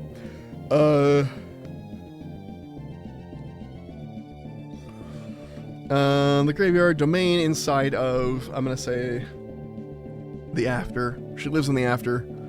It makes sense. There's a lot of stuff in the after. I've had a brilliant idea for a character. Hit me, Blue. I don't know why I said it like that. Hit me. Yeah. What's up? What do you got? Ads. Egads.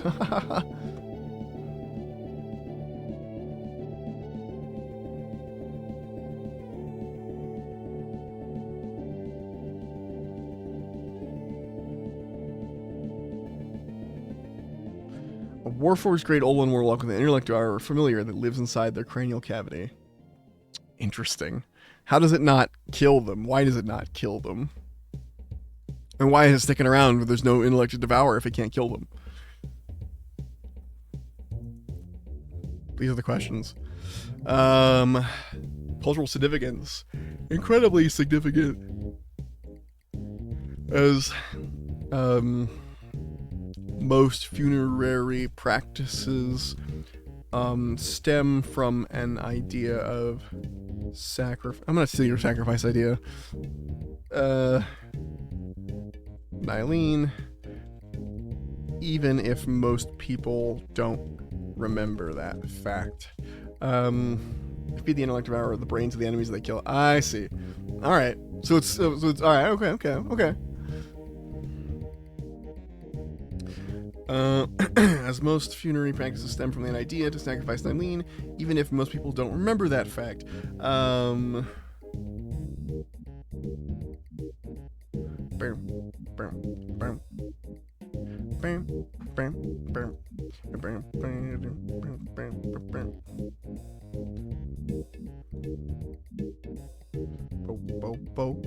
Okay, picture could be an elder branch. Like, that totally makes sense. Okay. She is also worshipped by a small order of folks called the insert Molly organization here. It's the name of the character is Molly. So once I get the name of that place, I will in fact I'm gonna put that up here too. It will just automatically like rewrite itself when I rewrite the title of the article. Okay. Heresies. Not respecting the dead.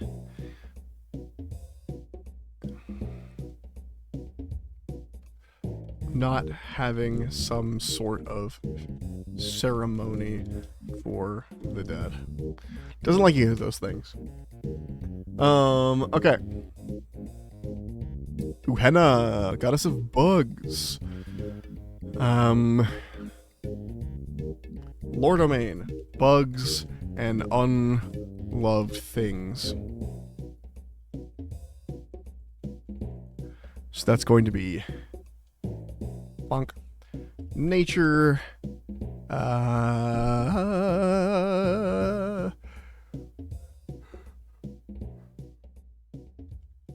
Life. Creation. I'm gonna give her death too.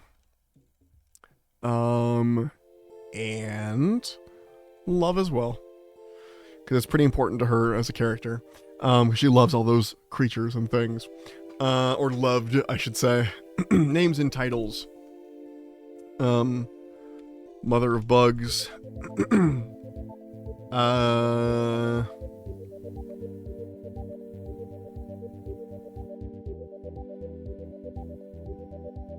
The many-legged Duchess.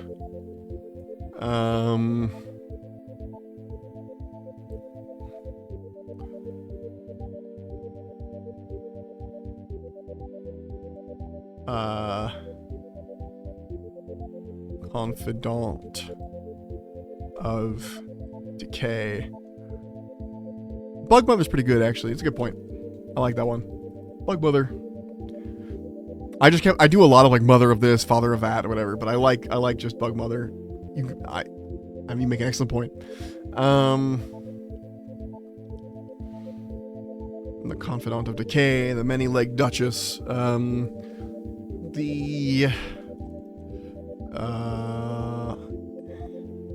yeah, Insect Queen is very like direct. I mean, they're all direct, but I'm trying to be fancy with my words. Hive Matron. Done. See, that's what I'm talking about. Weird shit like that. I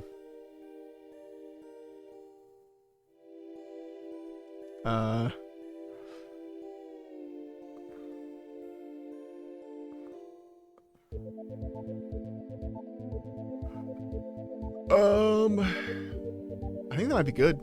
If you guys think of anything else, we'll pop them in, but I think that might be good. She is a weird... She likes to look like a strange bug person hybrid, sort of like all of the bug lady hybrids in Dark Souls games. Her bottom half is a centipede, and she has a single scorpion claw and many compound eyes. Iconography.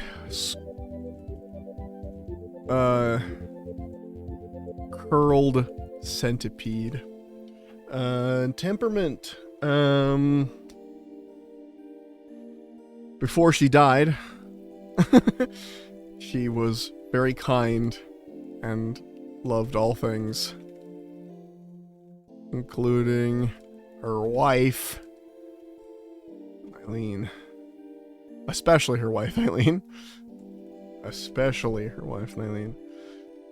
After dying, she doesn't have much of a personality anymore and is more of a force of nature. Okay. So I take back the fact that I said that she was dead, and I take that back. I actually take back that back. She is dead. I've decided fully I like her being dead. It gives Nylene a reason to be the way she is, and I like it. Okay. Plane of existence. She used to exist on, okay, so Rathian is part of, he's in the after. She wouldn't be in the after, though. I think she would go to nature. So she would be in, the Everforest. So whatever her realm is called, the burrow.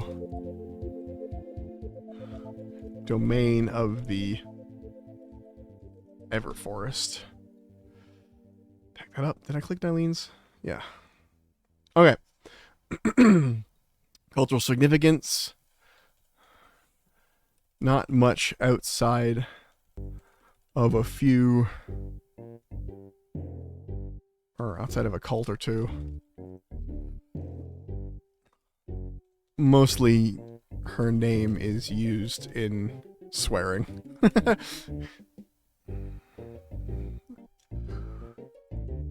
Bug mother that hurt type cult. Okay. Heresies. Also, I'm gonna have to have a page for myself that's just a bunch of swears, so that when I'm running the game, I don't just use like fuck, you know, like I want people to like use in-universe swears, but I gotta remember what they are.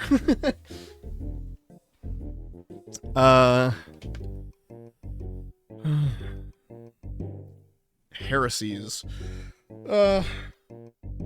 Being unkind to the unloved things. Okay. So squashing ants. Killing bugs of any kind, basically. Verdantus.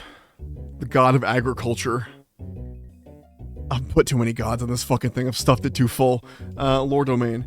Agriculture. Draw steel domain. Creation. Nature. Protection. Sun. Okay. Names and titles.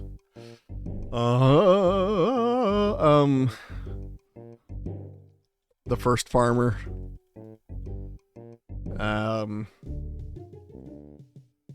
The wheat lord.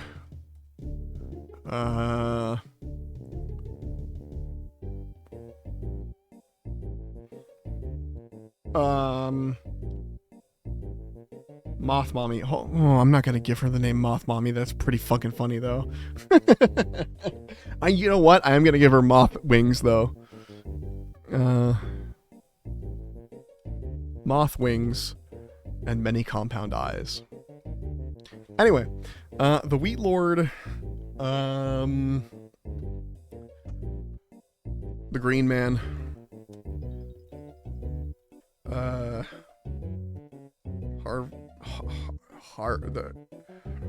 Harvester, just Harvester. Appearance,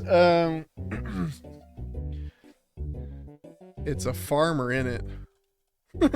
Simple as man, beard, straw hat, etc. You can tell I'm getting done with the writing appearances. It's a farmer in it. Okay. Iconography, pitchfork, temperament. Very even and patient. Willing to take the hits as they come.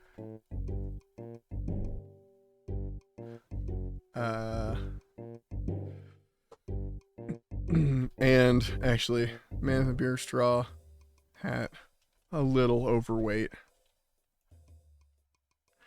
Let me take the hits as they come. Let's leave it at that. Plan of existence. The farmstead. Duh. Domain inside of... How was the life domain again? I just forgot it. The Everforest. Everforest. Cultural significance. Prayed to by farmers of all types. Sometimes worshipped by very unique druid sects. Comes up sometimes in sermons, in Seraphim. What the hell is the name of the religion?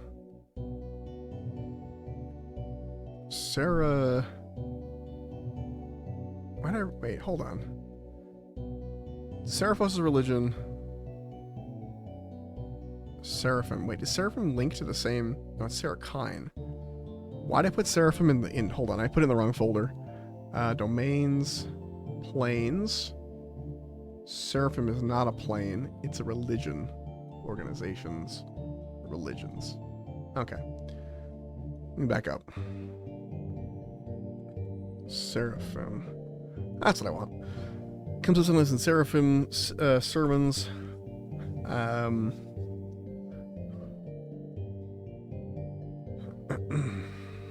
Sermons in rural areas. Heresies.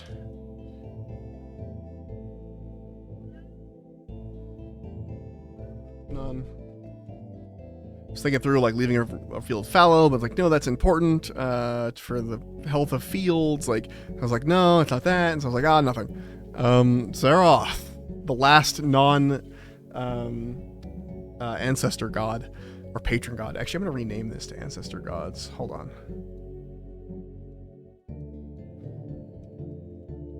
And I'm going to make them... oh, they got moved up. Ancestor gods are essentially the first of any particular ancestry, and they've basically been turned into gods through being the first. The Adams and Eves of the various races that are born that way, like undead and Makari obviously don't have those, but you know. Okay, Lord Domain. Zeroth is the god of fear. Fear. So he's war, storm. I kind of want to give him death. Yeah, I'll give him death too. Yeah. Trickery. Okay. Names and titles. Fuck, this is gonna be hard. It's so obvious. Like, this one feels like there'd be like a lot of obvious ones, but my brain is like running on soup. Okay. Appearance. Oh, Master of Dread. There we go. Master. It just popped into my head. Master of Dread. He has no defined shape. He tends to take the shape of whatever you fear the most. If it's an abstract fear, he will choose something that will remind you of it or represents it. Because he's a dick like that. Iconography. A wailing face. Temperament. Just an all-around dick. Likes to scare people just for the shit of it. He's definitely got a cult. No ifs, ands, or buts about it. He's probably also got a holiday. He might have Halloween. Like a Halloween-esque thing. I haven't done any holidays or anything. I'm gonna do that. In my original version of this world, every god had their own holiday. I'm gonna fucking do that shit this time. But I might come through and add another layer here that's like holidays and then like give him a holiday or something, but we'll see. Master of Dread, the Breathtaker,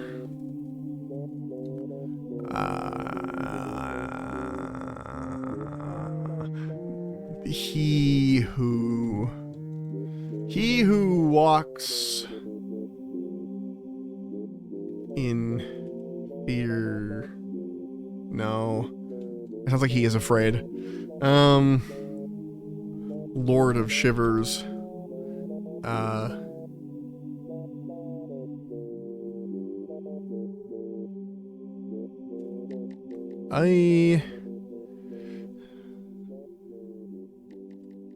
Master of Dread, the Breathtaker, Lord of Shivers, Beer Drinker, thank you.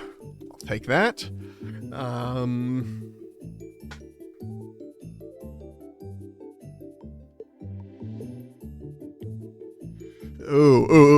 Dune reference.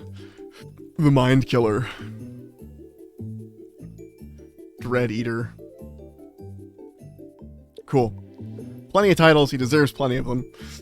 His plane of existence is...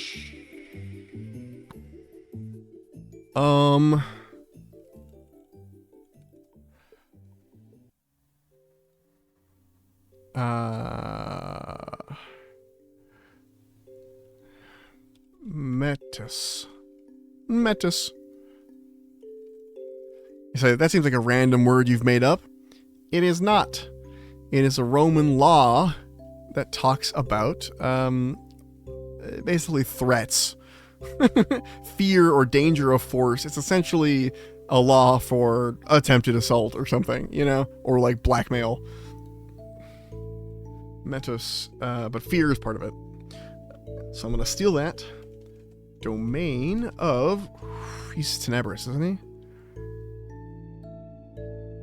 What the fuck? Oh no, Zelios is there. Zeroth is, yeah, Tenebris and Noxtella. Noxtella is also Tenebris. So, yeah, he's definitely in the under, whatever it's called. There's too many domains at this point. The underplane. Okay. Cultural significance. Has a single holiday called Halloween replacement. Has a single holiday called Halloween replacement, which I'll adjust suffix later. And I make them all caps so I recognize that that's not, that it needs to be like finished. Has a single holiday called Halloween replacement that is less about fear nowadays and more about, has a joint holiday with Zelios. Now that's about fear and more, because Zelios is the god of deception, so it's like deception and fear, like you're wearing a mask. That is less about fear nowadays and more about an evening of dressing up and eating sweets. Okay. Heresies. I mean, none, really. But other than, like, he doesn't like people living without fear. But how do I describe that quickly and concisely, you know? Bravery. Hates that shit. It means his fear is ignored. Okay. So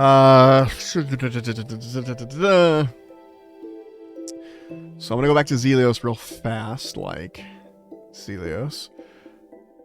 Gonna add this into Zelios' thing. Bump. Has a joint holiday, not with Zelios, but with Zeroth. Funny they both have X names. Cool. And now, if we go to my little, I love looking at this thing. If we open up the graph view, you can see the Vivesia is like linked to a bunch of gods, but you can go over here to, there's the underplane, the shadow veil. Why is Metis, this doesn't exist yet? It doesn't exist yet, that's why. You see Halloween replacement over here, connected to Zeroth and Zelios. The graph view. Okay. Yeah. Iconography. Oh, I never gave Zelios an iconography. Did I miss it on anybody else? Oh, I did. I didn't realize I was skipping that on... I skipped that on so many people. Oh my god. Oh, that's right. I filled it in later. That's right. Those ones I was going to fill in later. We're good. We're good. We're good. We're good. This one, though, I skipped unintentionally. Jesus fuck. I haven't even touched graphs in Obsidian. They're scary. Yeah, I like being able to see all the connected, like, word... Like, the connected web, but... Iconography... The god of invention, a gear. I'm trying to make it simple. Iconography for the goddess of alchemy. Half full beaker. Already did this one. Did that one. Did this one. Did this one. Okay, his iconography, wailing, just a wailing face. Okay, cool. Well, we're mostly done. I thought we were done for a second. I got really excited. We are not. I'm gonna say they don't have domains. You cannot be a cleric of elves or whatever, or a cleric of you know. So they exist as gods, but they're more like ancestor gods that don't really. They're just treated as gods. But they don't. I'm gonna put that on everyone real fast. But yeah, they don't have a domain that you can use as a cleric. You cannot be a god. You cannot be a cleric of Grimgi, the god of dwarves, kind of thing. Because that feels like a really slippery slope to potential. Like I'm a cleric for my race. Feels kind of funky. So I'm gonna not let that be a thing for now, unless I can think of a way to make it not feel weird to me. Anyway, fill all these in actually while we're at it.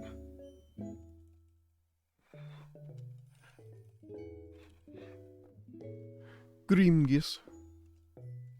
Dwarves. Orcs. Giants and giant kin. Humans. Halflings. Beastkin. Okay.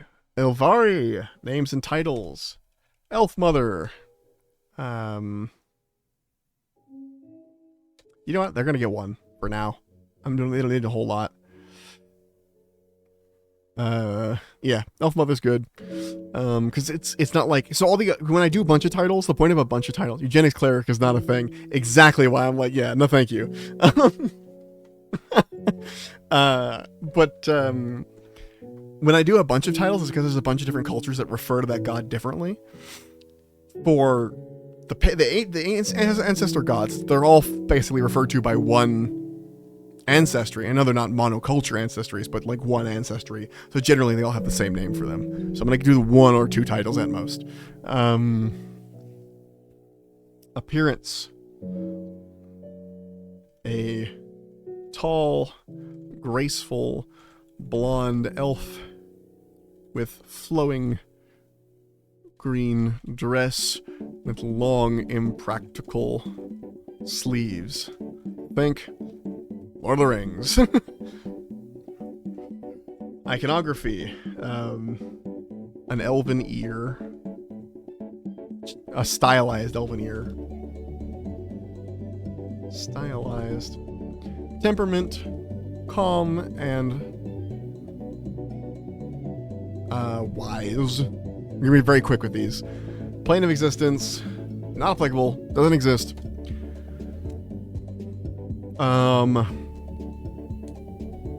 Or the plane of existence is all going to be... Actually, you know what? I will do this. It's just going to be part of Everforest because they are all attached to the God of Life. God of Life. No, Goddess of Life. Why did it say God of Life? I changed it for a second, but I changed it back. Anyway, they're all attached to the Goddess of Life. Like every single one. So they're all going to exist in Everforest without their own domains. They don't need them. Or you know what? They could have a single common domain. Dwarf one could be Stone King. Done. It's happening. I'm putting it in right now.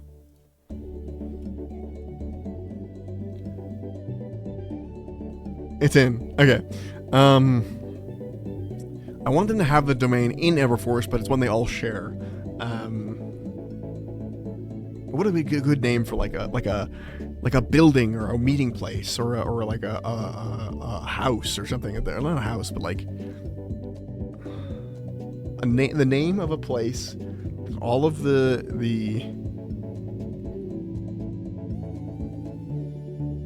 that all of them share.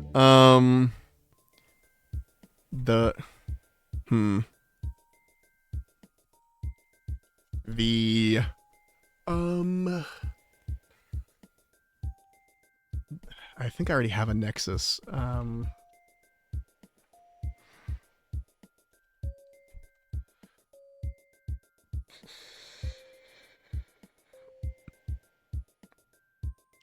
This is tough. The stone circle. Be very vague about it. put the as part of it. What is the stone circle? It's a stone circle. What do you mean? It's a stone circle where they all meet. It's nothing fancy.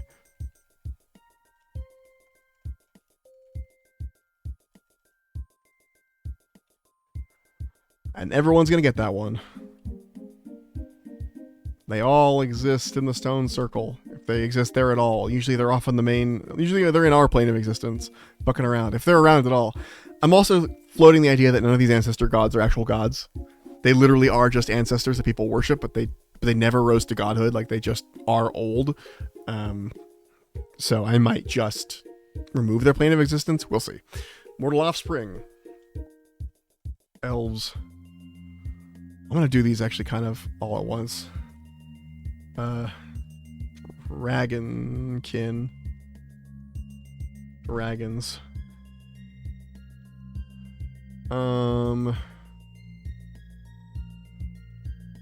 Dwarves.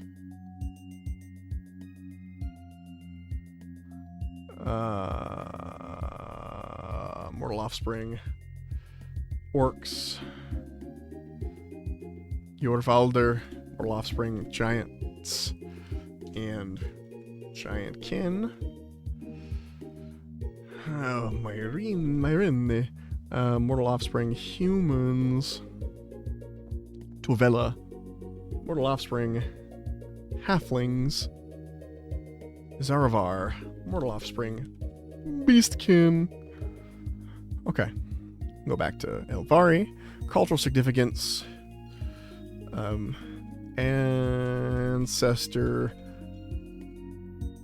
Deity for the elves.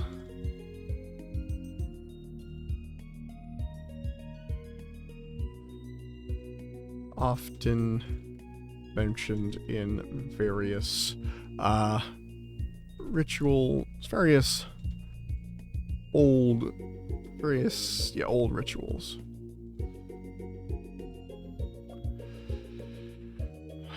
Okay. That's not usable deity. Cool.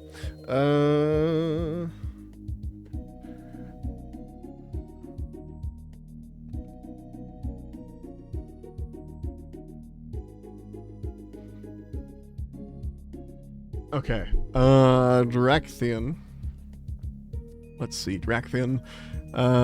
Names and titles. The Emberwing. Here we go. He's a big dragon. Oh, actually, no. Old Emberwing. That's what I call him. Appearance. A large red dragon covered in scars. Has a very square face.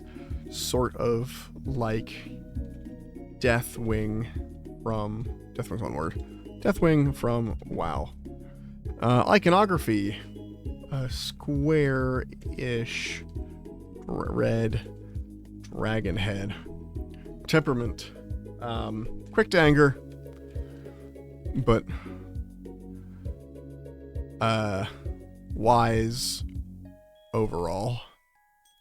There's a lot of wisdom happening here. Cultural significance. You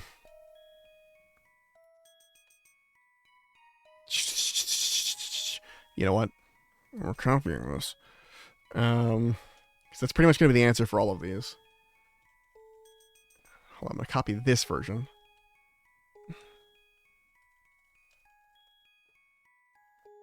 Often mentioned in various old rituals. It's going to be very... They're gonna match a lot. Just because it makes life easier for me. Because these guys were kind of a second thought, or like I put them in and went, this would be cool if they had like, by Grimge's beard, you know, like that kind of thing. But they're not like really brought up that often.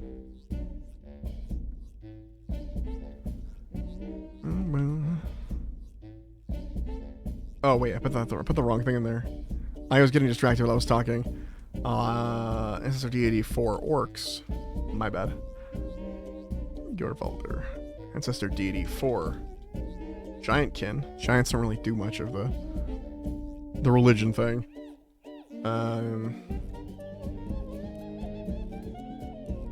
Okay. Ancestor deity for the halflings. For the halflings! And ancestor deity for the beastkin. You know? You know what I'm saying? Okay. Now we just gotta do the appearance, iconography, and temperament across the board, and we're good. And we'll be done in a reasonable amount of time. Okay. Cool, cool, cool. Appearance. Grimgi. Basic dwarf. Also very scarred. Also very scarred. Has a large red beard and a red... No, I'm not gonna give him a mohawk. A large red beard and a big horned helmet. You know, dwarves. His skin is made of stone. That's actually all dwarves, because I'm stealing some of the draw steel, the way draw steel does races, and one of the things they did for the dwarves was give them stone skin, which I think is cool. So, it's gonna have a stone skin. Iconography is a mountain. No, I think iconography is for I think that's the same as... Where is she? Iconography. What's your iconography? A simple mountain shape. Okay, not that. It can't be that. Iconography is a baby. A simple baby inside a mountain. Children of the mountain. See? Temperament.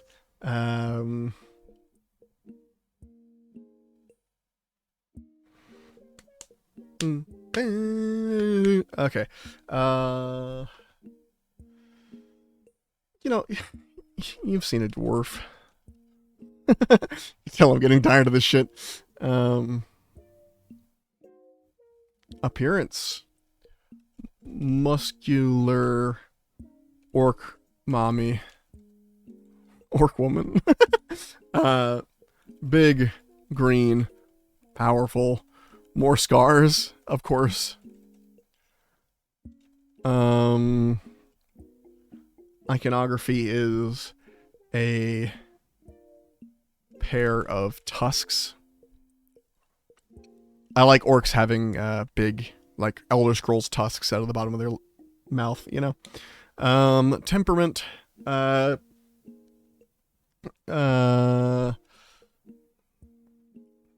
Just gets shit done. Doesn't care how. Just gets it done. Okay. Yorvaldir, god of giants. He is a giant man with a large club. He is basically just a giant.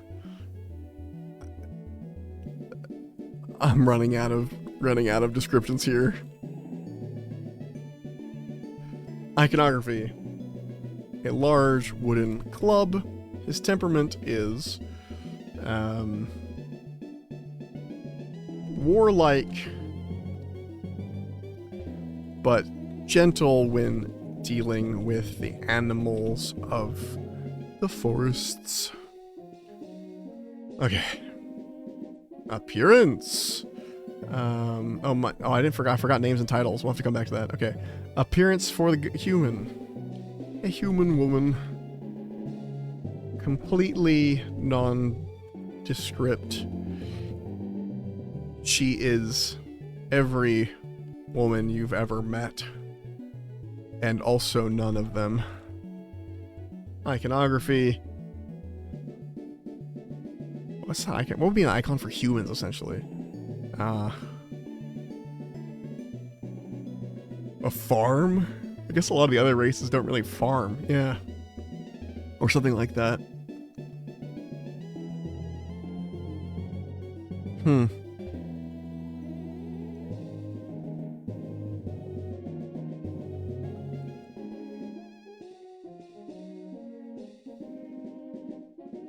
You know what? I'm gonna give her a Celtic knot. We gotten fancy over here.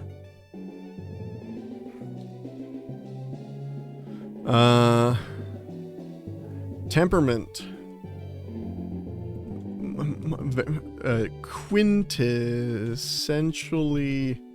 Quintessential motherly.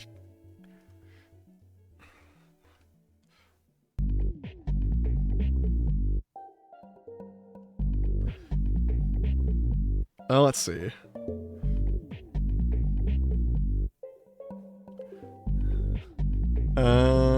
Yeah. Moving on. Appearance for Tovella, god of halflings. A diminutive,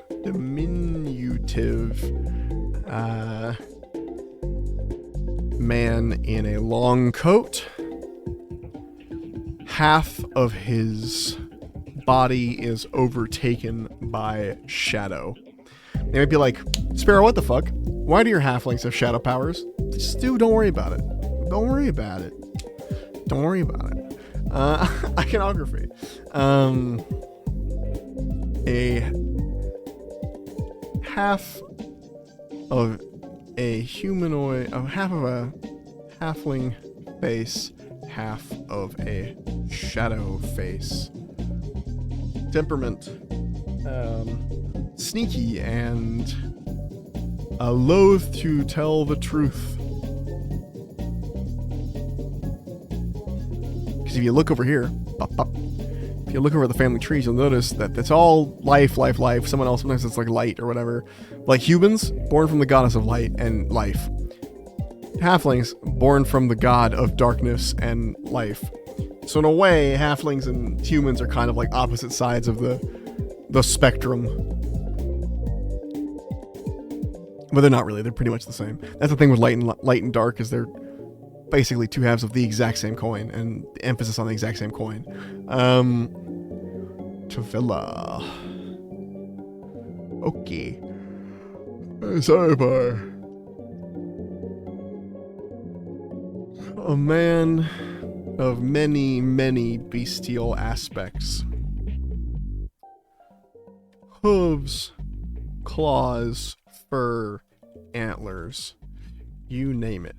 They shift randomly between each other. Iconography. A lion with antlers. A bipedal lion. How do you spell bipedal? A bipedal lion with deer antlers. Temperament. Ready for a fight, always. But never starts one. Okay, and we're gonna work backwards on the names and titles. He is, I'm gonna give him Kinfather. As in, like, Beastkin. Which sounds weird, Kinfather, but I kind of like how it sounds as a rolling, like, it feels fun to say. Tovella, the patron god of halflings.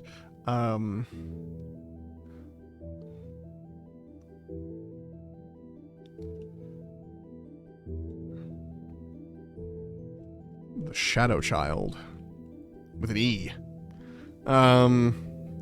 Miriam, patron goddess of humans.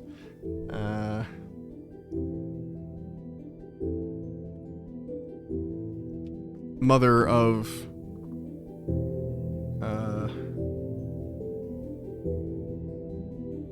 intuition? No. Invention? No. What's the word I'm looking for? Ingenuity? No. Yeah, mother. I've got enough mothers.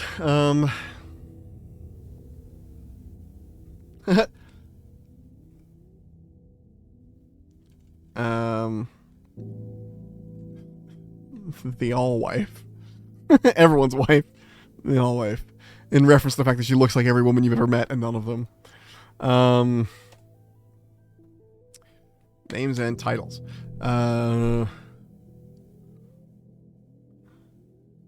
King of Giants. No. King of the Clouds. Is it like his head's up in there? Grumeth. She's gonna give her Mother of All Orcs. It's gonna be really long and complicated. I actually already wrote that here. That's like her official like domain. Grimgi, Stone King, and then we're back. And I think we're done. That's it. I've done all the gods. I'm free. I can end the stream whenever I want. Orc Maiden. Orc Maiden's good, but she's one of the few that I've had the mother of whatever thing going for a while. Like, she's been written as the mother of all orcs for a long time, and I think was one of the very first patron gods I wrote down. So I'm keeping her. Sorry. But I do like Orc Maiden, because it gives, like, Shield Maiden vibes, you know? Oh, wait, she's also the god of hobgoblins. I forgot. And goblins. Orcs. Goblins. Thank you. Congratulations. Congratulations. Congratulations. Congratulations. Congratulations! Congratulations. Thank you. Thank you. Congratulations. Thank you. Congratulations. Thank you. Congratulations. Okay. Congratulations. One last thing before I end my stream, because that was pretty much... Oh, my music stopped at some point. Minecraft. One last thing before I end my stream. I'm going to sort all of the wait, is there not? Hold on one second. World. Okay, yeah. Playable ancestries. And then we're gonna add new folder, unplayable ancestries.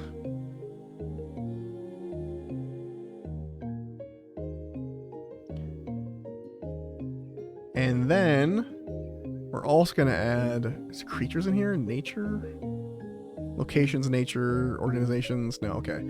Oh, creatures and monsters. There it is. Okay. So, why is unplayable ancestries in the playable ancestries folder? It was, then I moved it. I'm working on it. Angels. I moved it immediately. I moved it before you even... I moved it. So thank you for all the congratulations. All right. Angels, they're going in unplayable. You know what, actually? Unplayable ancestries is not a thing I want. Undo it. It's going to go into creatures and monsters. Angels. Birds. Children of Arunar is religion. Religion. Devils. Dominus Mactabilis. That is a plane. No, it's a domain. There's nothing that goes in planes anymore. It's all domains. Just make a races or species folder. Yeah, I could, but I want it to be specifically playable as like a listed thing. It's fine. Don't worry about it. Dragons up here. Druidism. That's a religion. Goblin. That's a monster. Halloween replacement. World. How do you spell calendar? Can never spell it right. Calendar. Oh, I spelled it right. Where the hell did that folder go? Okay. Rename. Calendar. And then inside calendar, we're going to have holidays. Okay. Halloween replacement. Holidays. Calendarium. I'm writing that down. Allows you to make your own calendar. Hell yeah. I had one that did that, but it was kind of like funky and I had to fight it for it, but I'd love one that actually like works better. Hobgoblins. Ideas, reminders, and notes. That stays out. Is there a folder I can do? World. No. New folder. I'm gonna call this this is gonna be some weird thing, but ZZZ other. I put ZZZ so it's always at the bottom. Okay. Well, actually, what's on that right now? Each nation is bound to an element god. A new nation does not necessarily mean new geography. For example, how many nations are in Europe? It's all roughly the same climate, roughly. Lots of small nations with lots of petty kings. Maybe the world map isn't Earth-sized. What does that mean celestially? 12 hours a day, something else. Adjacent to jungle and Egypty zone. Okay, yeah, that's just random ideas I was having. Okay. Put that away. Ink sprites. Those are underworld. They are under creatures. Insert Molly organization here. That's going to be under religions. Metropolis is a domain. Midnight's a domain. Mortifiers is a religion, I believe. Nakaran is a religion. Wait a second. Did I write the same religion twice? Hold on. No, because Nakaran and Mortifiers are two different. Hold on. Taurus.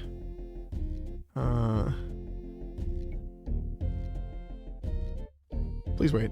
Gods. Mortale. Mortifiers. State religion. I already made... Okay. We're backing up.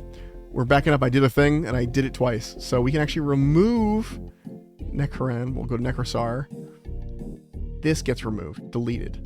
Necrosar. You don't have this. This is actually the Mortifiers. They both... It's the same thing. It's for Necrosar and Mortarian or whatever I fucking named him. Nowhere. That's a domain. Order of the Fang. That's a religion. Sons of Pyrrhion. That's a religion. Succubi. That is a creature. Oh, I made the gods open again. Remove them. Okay. The Burrow. That's a domain. Casino at the End of Time. That's a domain. The Children. That's a religion. The Choir, that's a religion. The Court of the King, that's a religion. The Endless Battlefield, that's a domain. The Ever Tempest, domain. The Farmstead, domain. The Fat Duckling, domain. The Flesh Heap, domain. The Forge, the Graveyard, the Hunting Grounds, the Lab. My eyes are watering, I'm so tired. The Manse. The Night Lords, it's a religion. Don't at me, anyone who knows anything about Warhammer. The Shadow Veil, that's a place. The Solarium, that's a place. The Starbinders, that's a religion. The Stone Circle, that's a place. The Workshop, where did I just put the Workshop? Okay, no, we're good. Valkyrie, that's a creature. Creature. Word Cloud goes there. War Nation here. Nations. Bam. World name. The other. Here I go.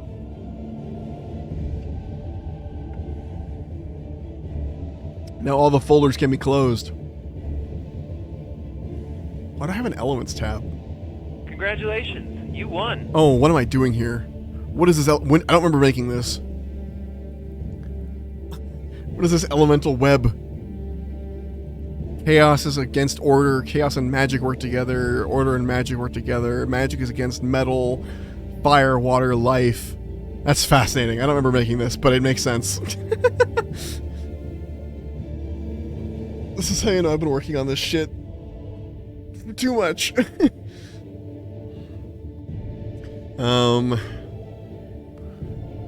Oh, okay. Is anyone streaming? That I'm following.